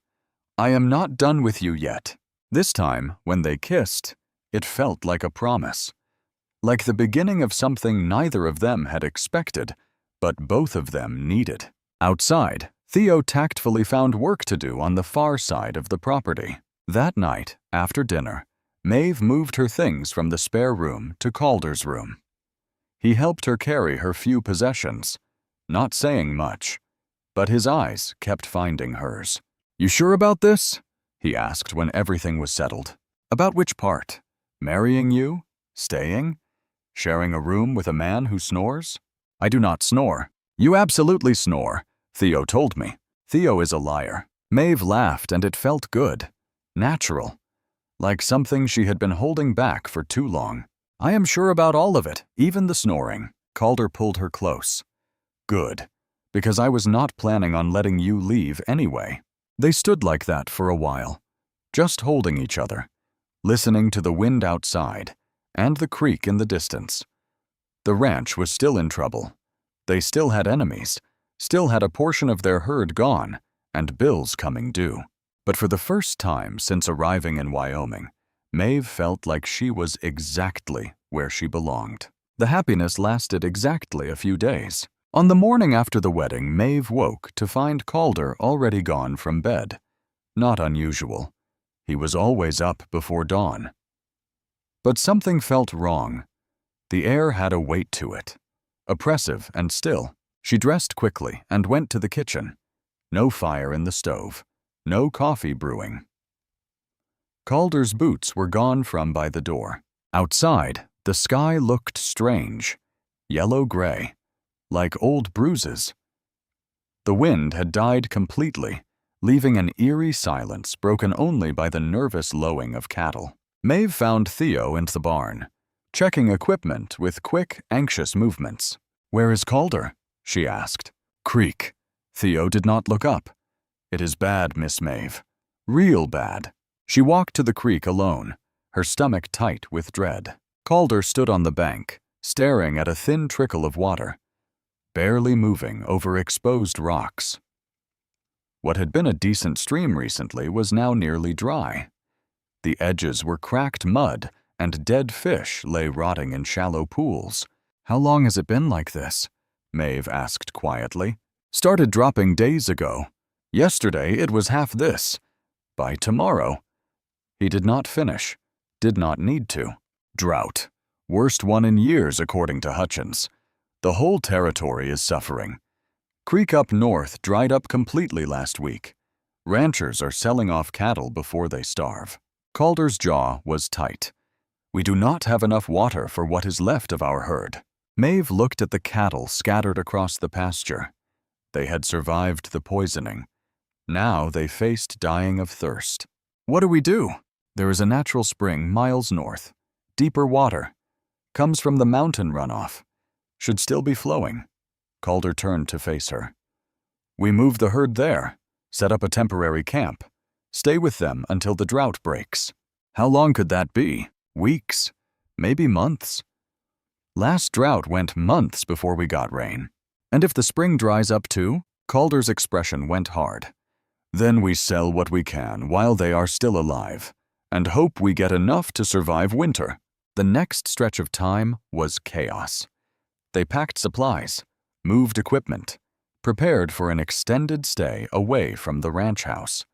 Maeve filled every container they owned with the last of the creek water. Theo reinforced the temporary corral they would need at the spring. Calder rode out twice to scout the route, making sure they could actually move the herd that distance without losing half of them. On the morning they left, Maeve stood in the kitchen she had worked so hard to clean and improve, wondering if she would ever see it again. If the ranch failed, if they had to sell, this would all be gone. Someone else's home, someone else's future. "You ready?" Calder asked from the doorway. Maeve nodded, not trusting her voice. The move took all day. Cattle do not hurry, especially when they are stressed and thirsty. Maeve rode Bess, helping keep the herd together, while Calder and Theo worked the edges. The sun beat down merciless. Dust hung in the air so thick she could taste it. By the time they reached the spring, Maeve's entire body ached. Her throat was raw from breathing dust. Her legs felt like they might give out when she dismounted, but the spring was still flowing. Clear water bubbling up from underground, forming a small pool before trickling away into the thirsty ground. The cattle smelled it and surged forward, desperate. "Easy!" Calder shouted, trying to keep them from trampling each other in their rush to drink. "Theo, get on the left side.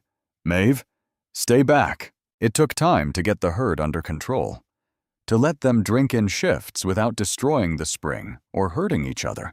By the time they finished, full dark had fallen. They made camp some distance from the spring. Theo set up a tent for Maeve and Calder, while Maeve started a fire and tried to make something resembling dinner from their limited supplies.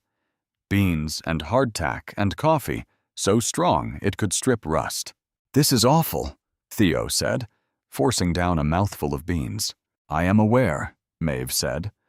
"I am doing my best with what we have got." Was not criticizing, just stating facts. Calder ate in silence, staring at the fire. His face was drawn, exhausted. Maeve could see the weight pressing down on him. The responsibility, the fear, the constant calculation of how much longer they could hold out. That night, lying in the tent with Calder beside her, Maeve whispered into the darkness, "We are going to be okay. We will get through this." Calder's hand found hers. "You do not know that." "No, but I believe it anyway." He was quiet for a long time. Then, "I am glad you are here.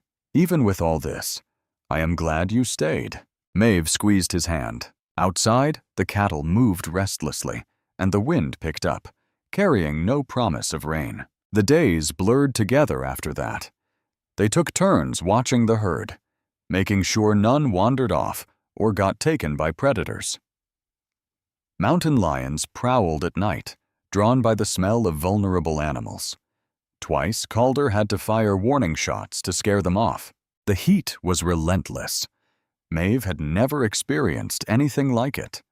The sun seemed to press down from above, reflecting off the dry ground, creating waves of heat that made the air shimmer. She wore her bonnet constantly, but her face still burned. Her lips cracked. Her skin felt like paper. Water became everything. They rationed it carefully, enough for the cattle first, then themselves, then cooking and washing dead last. Maeve stopped bathing entirely. They all did. Within days, they were filthy, smelling of sweat and smoke and animals. Theo handled it worst. He was young, unused to real hardship. Maeve caught him crying once behind the supply wagon, overwhelmed by the heat and the work and the fear that this might never end. "Hey," she said quietly, sitting beside him. "You are doing fine." "I am not. I am useless out here." "You are keeping the cattle alive. That is not useless."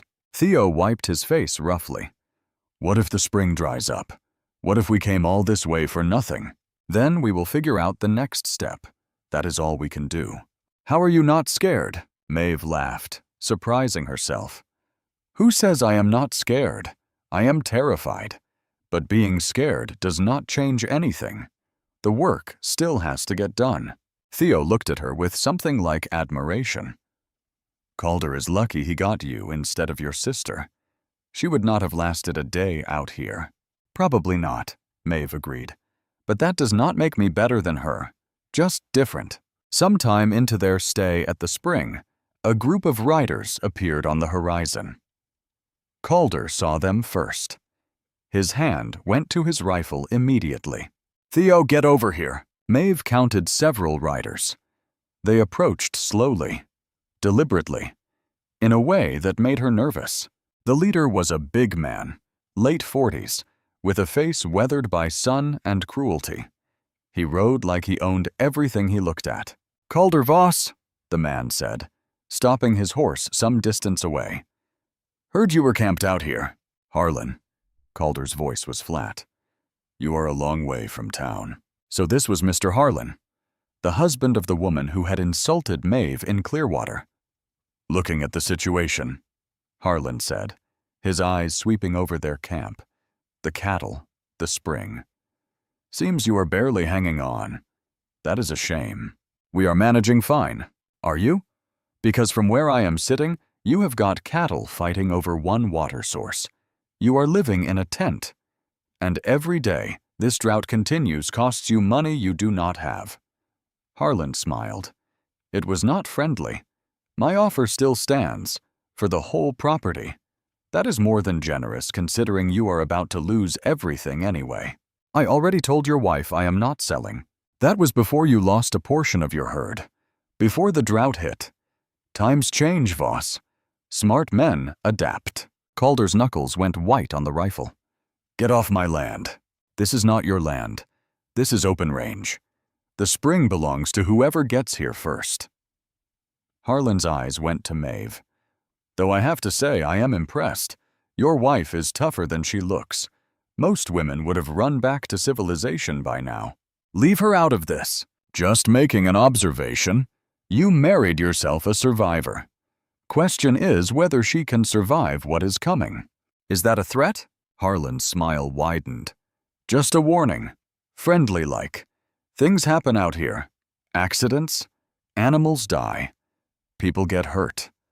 A smart man would take the money and start over somewhere safer. One of Harlan's men, younger, meaner-looking, laughed. Yeah, real shame about those cattle you lost a few weeks back. Terrible accident. Calder raised his rifle in one smooth motion, pointing it directly at Harlan's chest.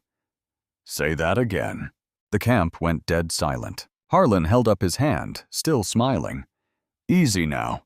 No need for violence. We are all civilized here. You poisoned my herd. That is a serious accusation.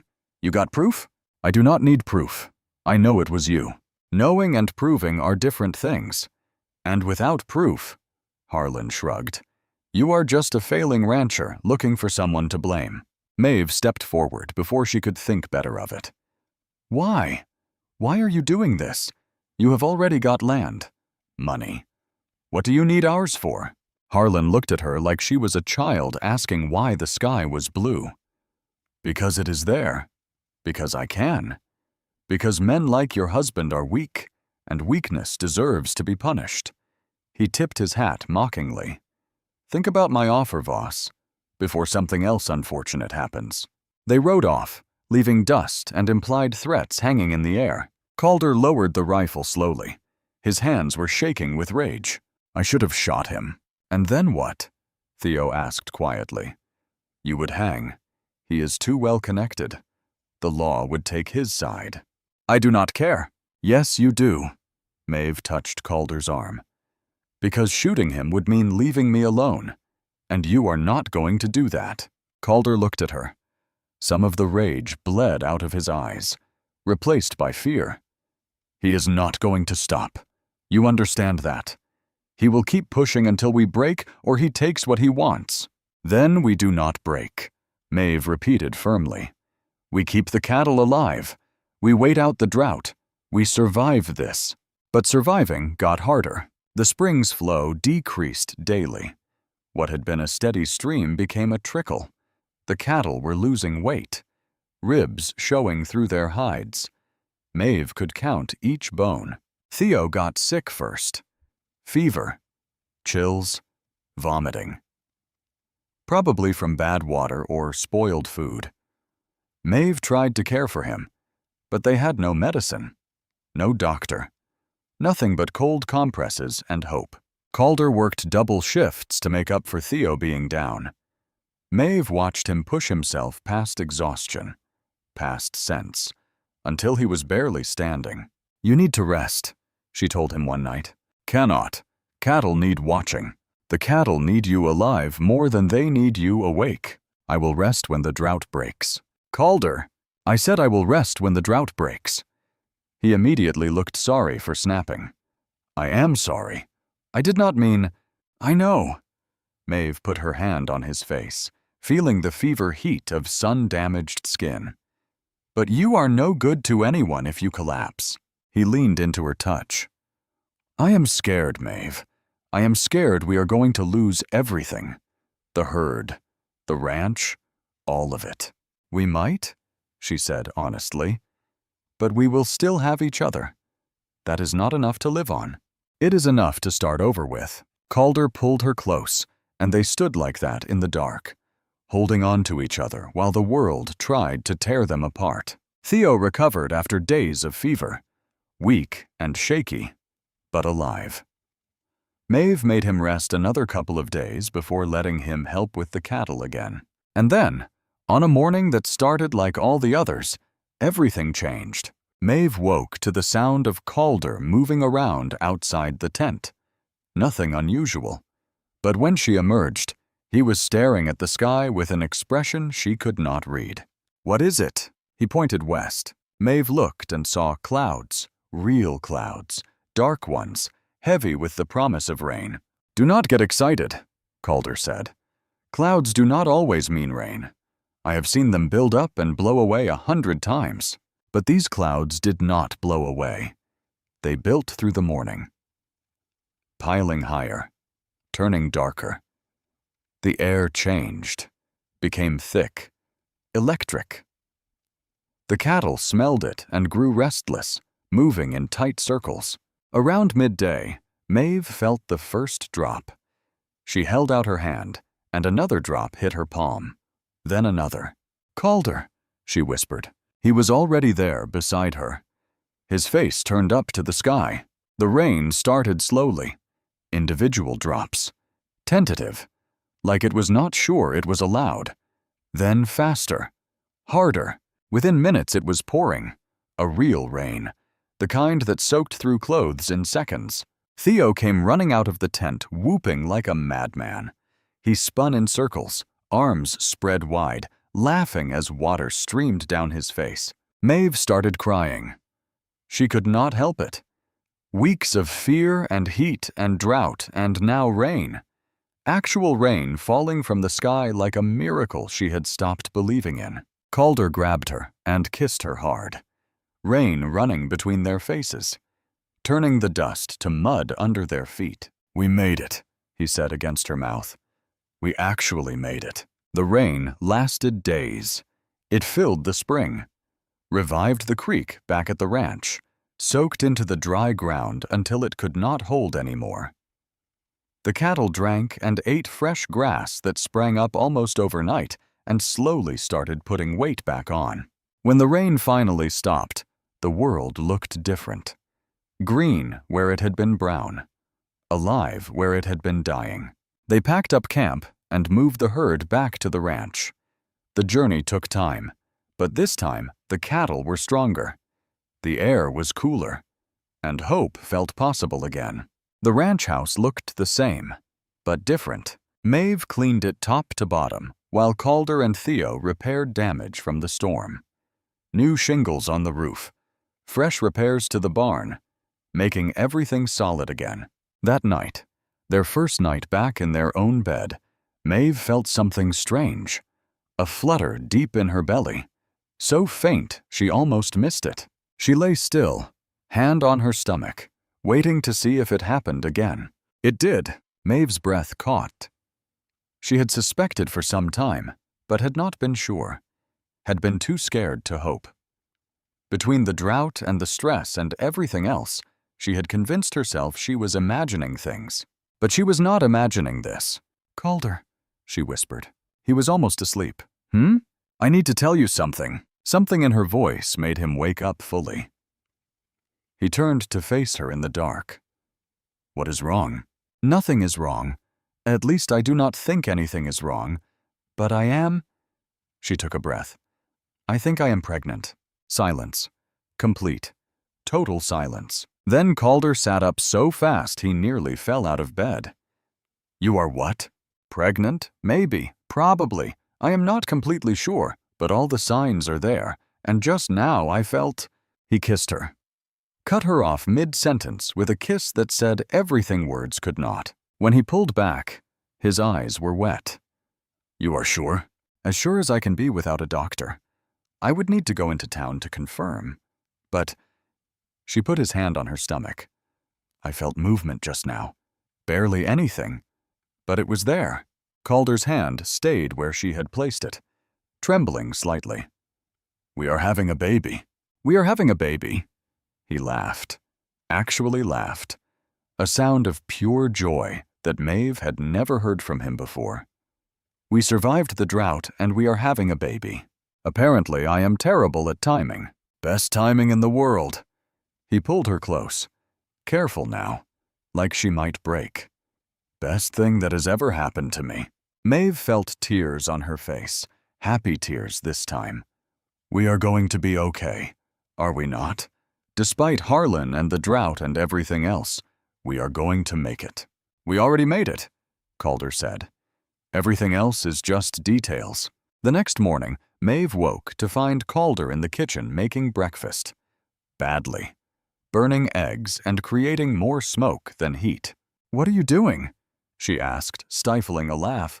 "You are pregnant. You should rest." "I am pregnant, not dying, and you are ruining those eggs." "They are fine. They are carbon." Calder looked at the pan and swore. "Fine, you cook, but you are sitting down while you do it. That is not how cooking works." "Then I am helping. Tell me what to do." They made breakfast together, bumping into each other in the small kitchen, and Maeve felt something settle in her chest. This was her life now. This house. This man.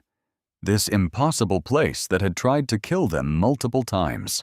And somehow, against all logic, she had never been happier. Theo came in for breakfast and immediately noticed something different. The way Calder kept glancing at Maeve, the way she was smiling despite looking exhausted. "What happened?" he asked suspiciously. Calder and Maeve looked at each other. "We are having a baby," Maeve said. Theo dropped his fork. "You are? Really? That is... when?"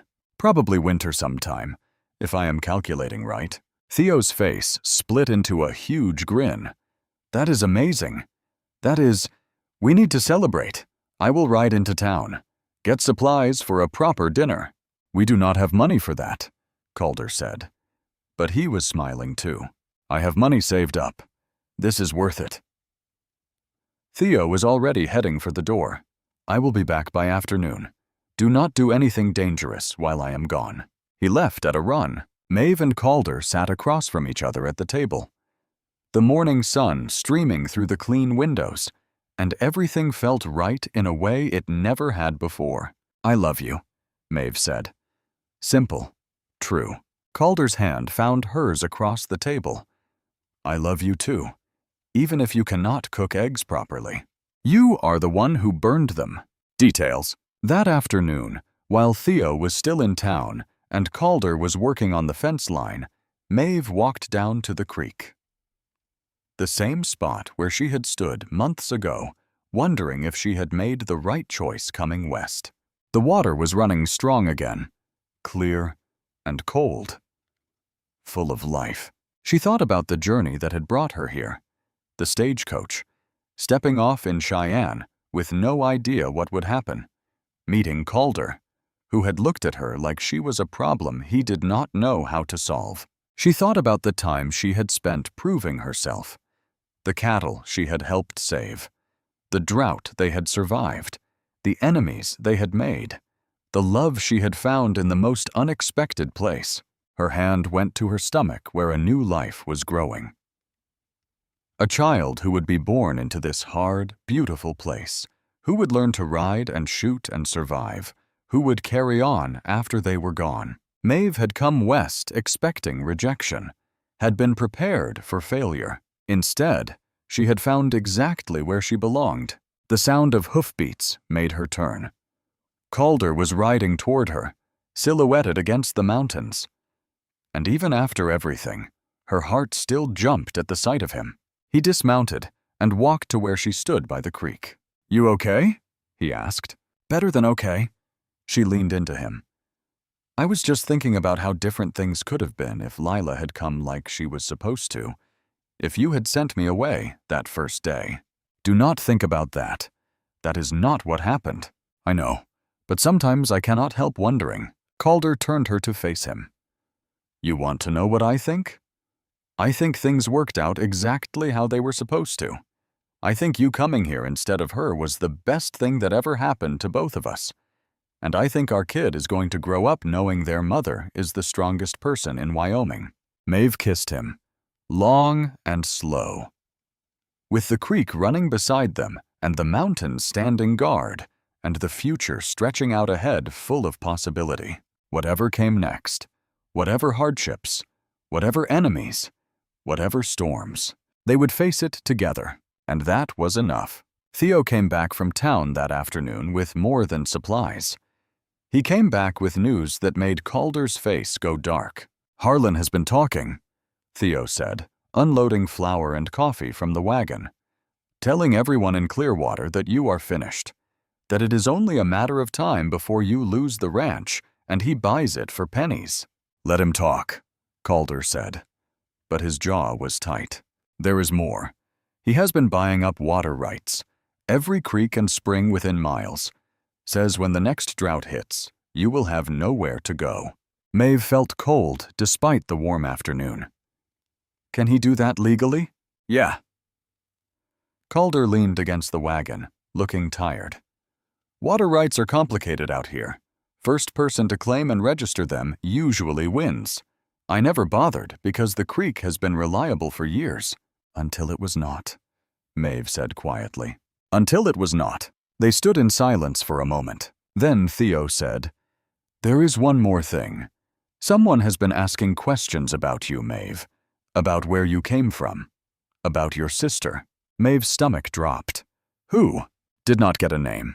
Just a man in a nice suit staying at the hotel asking about the mail-order bride who married Calder Voss instead of the woman he was expecting. Calder's hand went to Maeve's shoulder.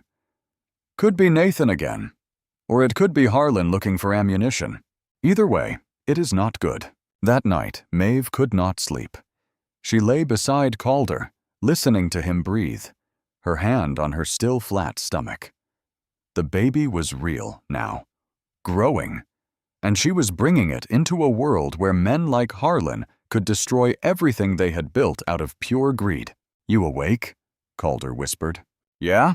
Thinking about what Theo said, among other things, she turned to face him in the dark. What if we cannot win this? What if Harlan just keeps pushing until we have nothing left? Calder was quiet for a long time. Then, we start over somewhere else. Montana, maybe. Or Oregon. You would leave the ranch? I would do anything to keep you and the baby safe. The ranch is just land. Your family? Maeve felt tears prick her eyes. Months ago, she had been the unwanted sister in a Kansas farmhouse. Now she was lying next to a man who would choose her over everything he had built. I do not want to run, she said. Neither do I. So what do we do? Calder pulled her close. We fight, but smart. Not with guns or fists. We beat him at his own game. The next morning, Calder rode into Clearwater alone. He came back hours later with a lawyer, a thin man named Garrison, who looked too young to be any good at his job. Mr. Garrison is going to help us file proper claims on our water sources, Calder explained.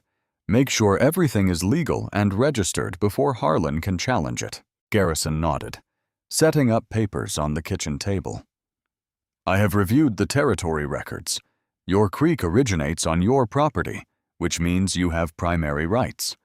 But Harlan has filed claims on springs that feed into it upstream. If he blocks those, he can choke off our water supply without touching our land. Exactly, Calder finished. Garrison pushed his glasses up. However, there is a provision in territorial law about existing use. Since you have been running cattle on this land for years, you have historical precedent. We can challenge his claims. How long would that take? Maeve asked. Months, maybe a year. And it will cost money you probably do not have. Calder rubbed his face. What is the alternative? You could try to buy the water rights from him. Negotiate. Harlan does not want to negotiate. He wants me gone. Garrison looked uncomfortable. Then you are in a difficult position, Mr. Voss. I am sorry. After the lawyer left, Calder sat at the table with his head in his hands. Maeve had never seen him look so defeated. We will figure something out, she said, sitting beside him. With what? We barely survived the drought. We do not have money for a legal battle. We do not have... He stopped, looking at her. I am sorry. I should not dump this on you. Not with the baby. The baby is exactly why you should tell me everything. We are in this together, remember? Calder managed a slight smile. Yeah, together. The answer came from an unexpected source days later. Maeve was in the garden fighting with weeds that seemed to grow faster than vegetables when she heard a wagon approaching. She stood, shading her eyes against the sun, and saw two women climbing down. Her stomach clenched. She recognized one of them. Mrs. Harlan. the blonde woman who had insulted her in town. But the other woman was different. Older, dressed simply with kind eyes and work-roughened hands. "Mrs. Voss," the older woman said, approaching with her hands held out peacefully. "My name is Sarah Chen. I run a small ranch miles east of here. May I speak with you?" Maeve glanced at Mrs. Harlan, confused. "I am not here to cause trouble," Mrs. Harlan said quietly. She looked different than she had in town. Smaller, less sure of herself. "I came because Sarah asked me to, and because I owe you an apology." This had to be a trick. Maeve looked toward the barn where Calder was working. "My husband should hear this too. Please," Sarah said. "Just give us a few minutes." They sat on the porch, an awkward arrangement with Maeve watching them both warily. Mrs. Harlan kept twisting her hands in her lap. "I was cruel to you in town," she said finally. "The things I said about you being second choice, about your sister, that was wrong. I knew it was wrong when I said it, and I have regretted it since." "Why?" Maeve asked bluntly. "Why say it if you knew it was wrong?" "Because my husband told me to. Because he wanted you to feel small and unwelcome. Because—" She stopped, took a shaky breath. "Because he uses people, manipulates them, and I was too afraid to stand up to him." Sarah reached over and squeezed Mrs. Harlan's hand. "Tell her the rest." Mrs. Harlan looked at Maeve with eyes that were frightened and exhausted. "My husband is planning something. I do not know all the details, but I heard him talking to his men. They are going to do something to your ranch, something worse than poisoning cattle, and I could not stay quiet anymore." Maeve's blood ran cold. "What kind of something?" "I do not know exactly, but it involves fire, and it is supposed to happen soon, within the week." Maeve stood up so fast her chair nearly tipped over. "Calder!" He came running from the barn, rifle in hand, Theo right behind him. He stopped short when he saw the women on the porch. "What is going on?" Maeve quickly explained. Calder's face went hard as stone as he listened. "Why should I believe you?" he asked Mrs. Harlan. "Why would you betray your husband?" "Because I am tired of being married to a monster," Mrs. Harlan said, and her voice broke. "Because I have watched him destroy good people for years, and I cannot do it anymore. Because if something happens to you or your wife or that baby she is carrying, I will never forgive myself." Sarah spoke up. "I can vouch for Margaret. She came to me days ago, terrified. She is telling the truth." Calder looked at Maeve. She could see him thinking, calculating, trying to decide if this was legitimate or an elaborate trap. "What do you want in return?" he asked Mrs. Harlan. "Nothing. Just when this is over, if you could help me leave him. I have nowhere to go. No money of my own. He controls everything." Maeve saw something shift in Calder's face. Understanding, maybe, or compassion for someone else trapped in an impossible situation. "If you are telling the truth," he said slowly, "then yeah, we will help you. But if this is a trick—" "It is not a trick. I swear it is not." Sarah pulled a folded paper from her pocket. "I brought something that might help. A petition. Ranchers in the territory have signed it, formally protesting Harlan's water rights claims. We have all been hurt by his tactics. Separately, we are weak. But together—" She handed it to Calder. "We want to fight back, and we want you to lead it." Calder stared at the paper like it might bite him. "Why me?" "Because you are the one who has not given up yet. Because you have survived everything he has thrown at you.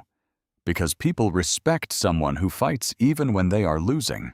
Maeve watched her husband's face as he read the names on the petition. Some she recognized from town. Others were strangers. But they represented something bigger than one failing ranch. They represented everyone who was tired of being pushed around. "What about the fire?" Calder asked. "When is it supposed to happen?" "I am not sure," Mrs. Harlan said. "But soon. Maybe tonight. Maybe tomorrow." Calder looked at Theo. "Get the rifles. All of them. We are setting up watches." That night, nobody slept. Calder positioned himself in the barn with a clear view of the house. Theo took the north side, watching the pasture. Maeve stayed inside with a loaded shotgun Calder had taught her to use, watching through the windows. The hours crawled past. Midnight came and went. 1 in the morning. 2. Maeve's eyes burned from staring into the darkness. Every shadow looked like a person. Every sound made her jump. At some point in the early hours, Theo's whistle cut through the night. Their signal. Maeve's heart hammered as she crept to the window. She could see movement near the barn. Multiple figures. They were carrying something. Torches, she realized with horror. A gunshot cracked the air. Then another. Shouting. More shots. Maeve ran to the door, her hands shaking so badly she could barely work the lock. She got it open in time to see Calder tackling someone to the ground. Theo was fighting with another man near the barn. A third figure was running toward the house with a lit torch. Maeve raised the shotgun. Her hand steadied. "Stop!" The man kept coming. She fired into the ground in front of him. The blast was deafening. The man stumbled, dropped the torch, ran. More gunshots. The smell of smoke. Maeve could not see Calder anymore. Could not see anything but chaos and fire and movement in the dark. Then it was over. As suddenly as it started, it ended. The attackers fled on horses that had been waiting in the trees.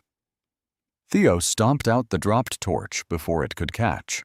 Calder stood in the yard breathing hard, blood on his knuckles. "Everyone okay?"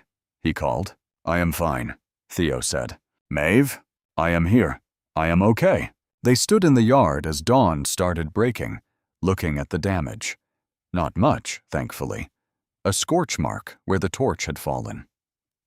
Some trampled garden, but the house and barn were intact.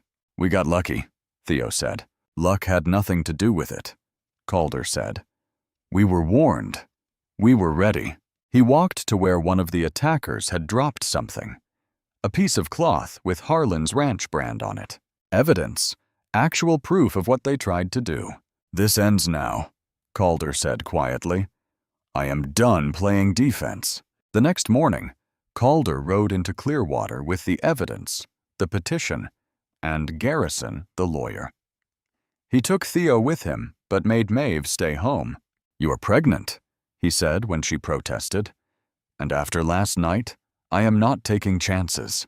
I can take care of myself. I know you can, but humor me anyway." Maeve watched them ride away, her hand on her stomach, and sent every prayer she knew to whatever forces might be listening. They came back hours later with the sheriff.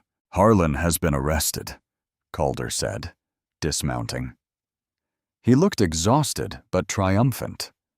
"Attempted arson, assault, harassment." The sheriff found 2 of the men from last night. They confessed, said Harlan paid them. Maeve felt her knees go weak with relief. What happens now? Trial. Probably months from now.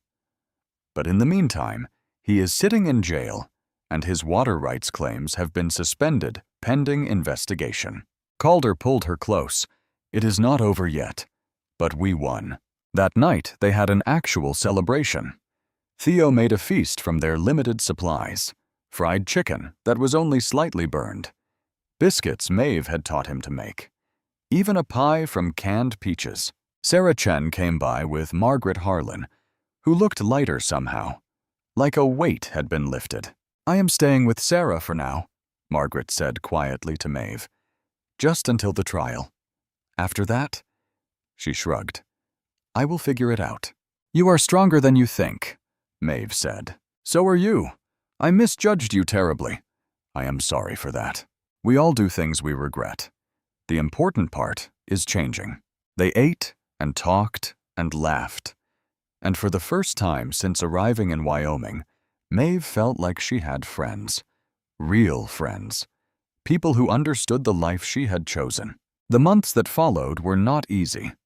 Harlan's lawyer tried every trick to delay the trial. The ranch still struggled financially. Maeve's pregnancy got harder as she got bigger. Her back ached constantly, her feet swelled, and she could not stop being sick in the mornings. But they managed. The cattle gained weight. The creek stayed strong. Theo became more confident, taking on responsibilities without being asked. Sarah's petition grew, ranchers joining, creating a coalition that Harlan's people could not ignore, and Calder. Calder transformed. He had always been loving in his quiet way, but the pregnancy changed something in him. He became softer, more openly affectionate. He would put his hand on Maeve's belly to feel the baby kick and get tears in his eyes. He built a cradle in the barn, working on it for weeks until it was perfect. He even sang sometimes, badly, off-key. But the effort made Maeve laugh until her sides hurt. "You are going to be a good father," she told him one night. "How do you know?" "Because you already are. The way you take care of Theo, the way you protect everyone around you, the way you love completely, even when it scares you." Calder kissed her forehead. "I never thought I would have this. A wife, a family, a reason to keep going beyond just surviving." "Neither did I. Turns out we were both wrong about what our lives could be." Harlan's trial happened in the winter, weeks before Maeve was due. Calder wanted her to stay home, but she insisted on going. She wanted to see the man who had tried to destroy them face justice. The courtroom was packed. Every rancher who had signed the petition was there. The townspeople who had been intimidated by Harlan for years, even Hutchins, the minister who had married them, showed up to watch. The evidence was overwhelming. The two men Harlan had hired testified against him. Margaret Harlan testified about years of threats and manipulation. The piece of cloth with his ranch brand sealed it. The jury deliberated for less than an hour. Guilty on all counts. Harlan stood when the verdict was read, his face purple with rage. He looked directly at Calder and Maeve and said something vicious that the judge immediately silenced. "Years in territorial prison," the judge declared, "and forfeiture of all contested water rights back to their original claimants." It was over. Maeve felt Calder's hand find hers, squeezing tight. Around them, people were cheering. Sarah was crying. Margaret looked like she had been released from prison herself. They had won. Not just the case, everything. The ranch, the right to exist without fear, the future for their child. Maeve went into labor days later. It started just after midnight with cramping that woke her from sleep. She lay still for a moment, wondering if it was just the usual discomfort. Then the pain intensified, and she knew. "Calder," she whispered, shaking his shoulder. He woke instantly. "What is wrong?" "The baby is coming." She had never seen Calder move so fast. He was out of bed, pulling on clothes, shouting for Theo before she could tell him to calm down. "We need to get you to town, to the doctor." "Calder, there is not time.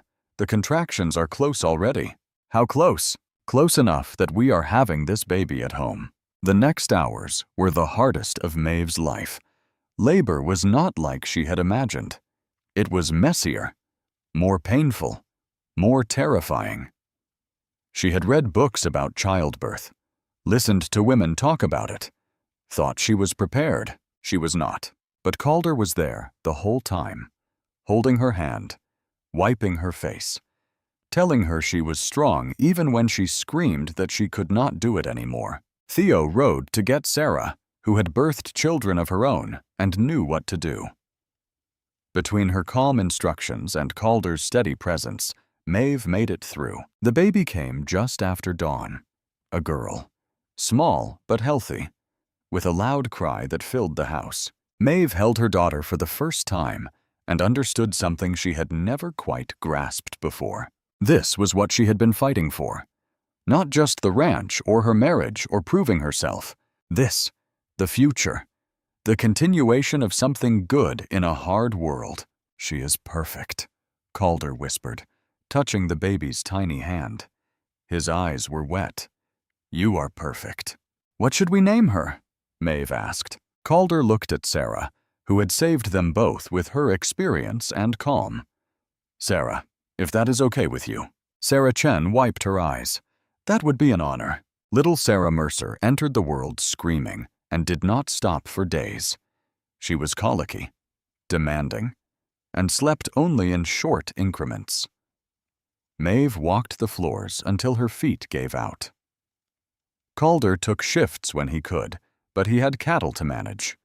Theo tried to help but looked terrified every time the baby cried. "This is normal, right?" Maeve asked Sarah on one of those early days when she was so exhausted she could barely think. "Babies are supposed to cry this much? Some do, some do not. You got a stubborn one," Sarah smiled. Like her mother. Gradually, things settled. The baby learned to sleep for longer stretches. Maeve learned which cries meant hunger versus discomfort versus just general outrage at the world. Calder learned to change diapers without looking like he was defusing a bomb. Spring came to Wyoming, and with it, new beginnings. The coalition of ranchers that had formed to fight Harlan evolved into something more. A cooperative where they shared resources, helped each other with cattle drives, pooled money for better equipment. Calder became one of its leaders, respected for his stubbornness and integrity. Margaret Harlan divorced her husband and married a quiet farmer from the next county over. She seemed happy in a way she had never been before. Theo started courting a girl from Clearwater, a blacksmith's daughter who could outshoot most men and did not take any nonsense. And the Voss Ranch thrived. Not because life got easy. It never got easy. There were bad seasons and sick cattle and equipment that broke at the worst possible times. But they faced it together, and that made all the difference. One evening in late summer, when baby Sarah was several months old, Calder found Maeve sitting by the creek, the same spot where she had stood months ago, wondering if she had made the right choice coming west. "What are you thinking about?" he asked, sitting beside her. "Everything. Nothing. How different my life is from what I expected." She watched the water flow past. "Months ago, I was in Kansas, convinced I would never matter to anyone. Now I am here with you and Sarah, and I matter so much it scares me sometimes. You have always mattered. You just needed the right place to prove it. Maybe. Or maybe I needed to stop waiting for someone else to see my worth and start seeing it myself." She leaned against him. "Thank you for giving me the chance. Thank you for taking it. For not getting back on that stagecoach. For staying even when things got hard."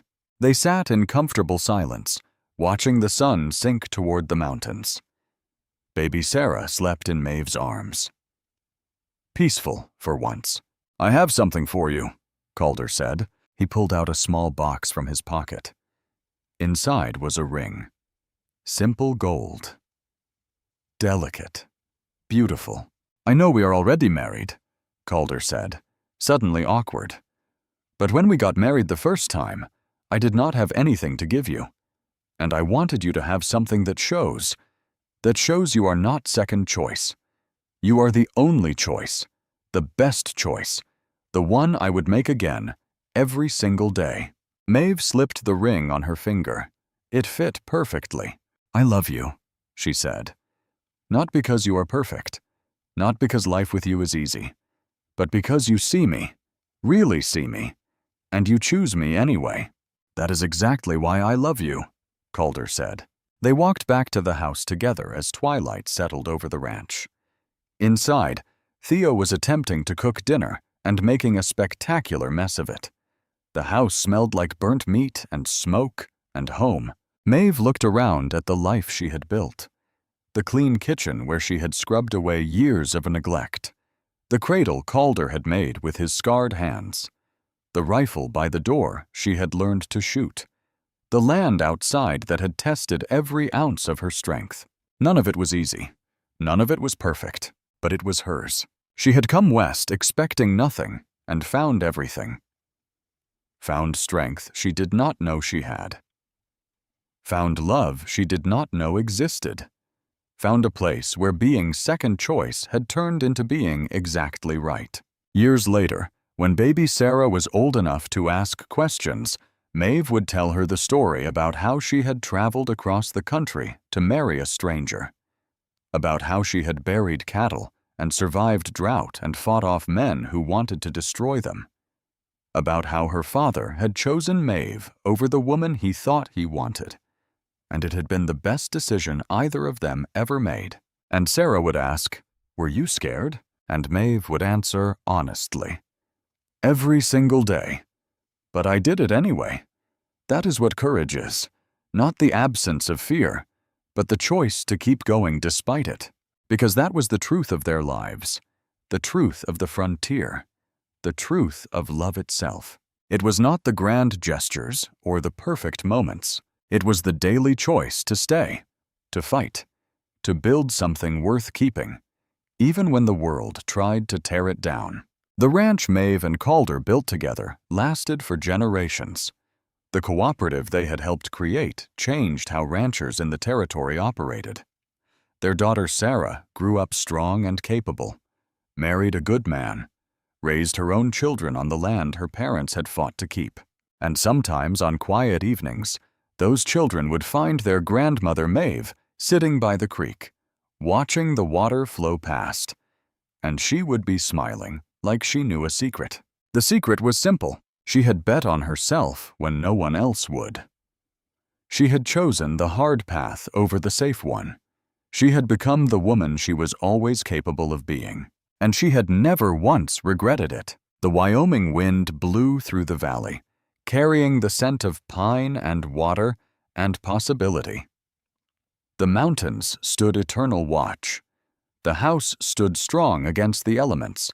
The creek flowed on, feeding the land, sustaining the life they had built. Maeve Voss, once Maeve Ellison, once the unwanted sister, once the second choice, sat in the home she had made and knew with absolute certainty that she had found exactly where she belonged. Not because it was easy, but because it was real, because she had earned every single piece of it with blood and sweat and stubborn refusal to give up.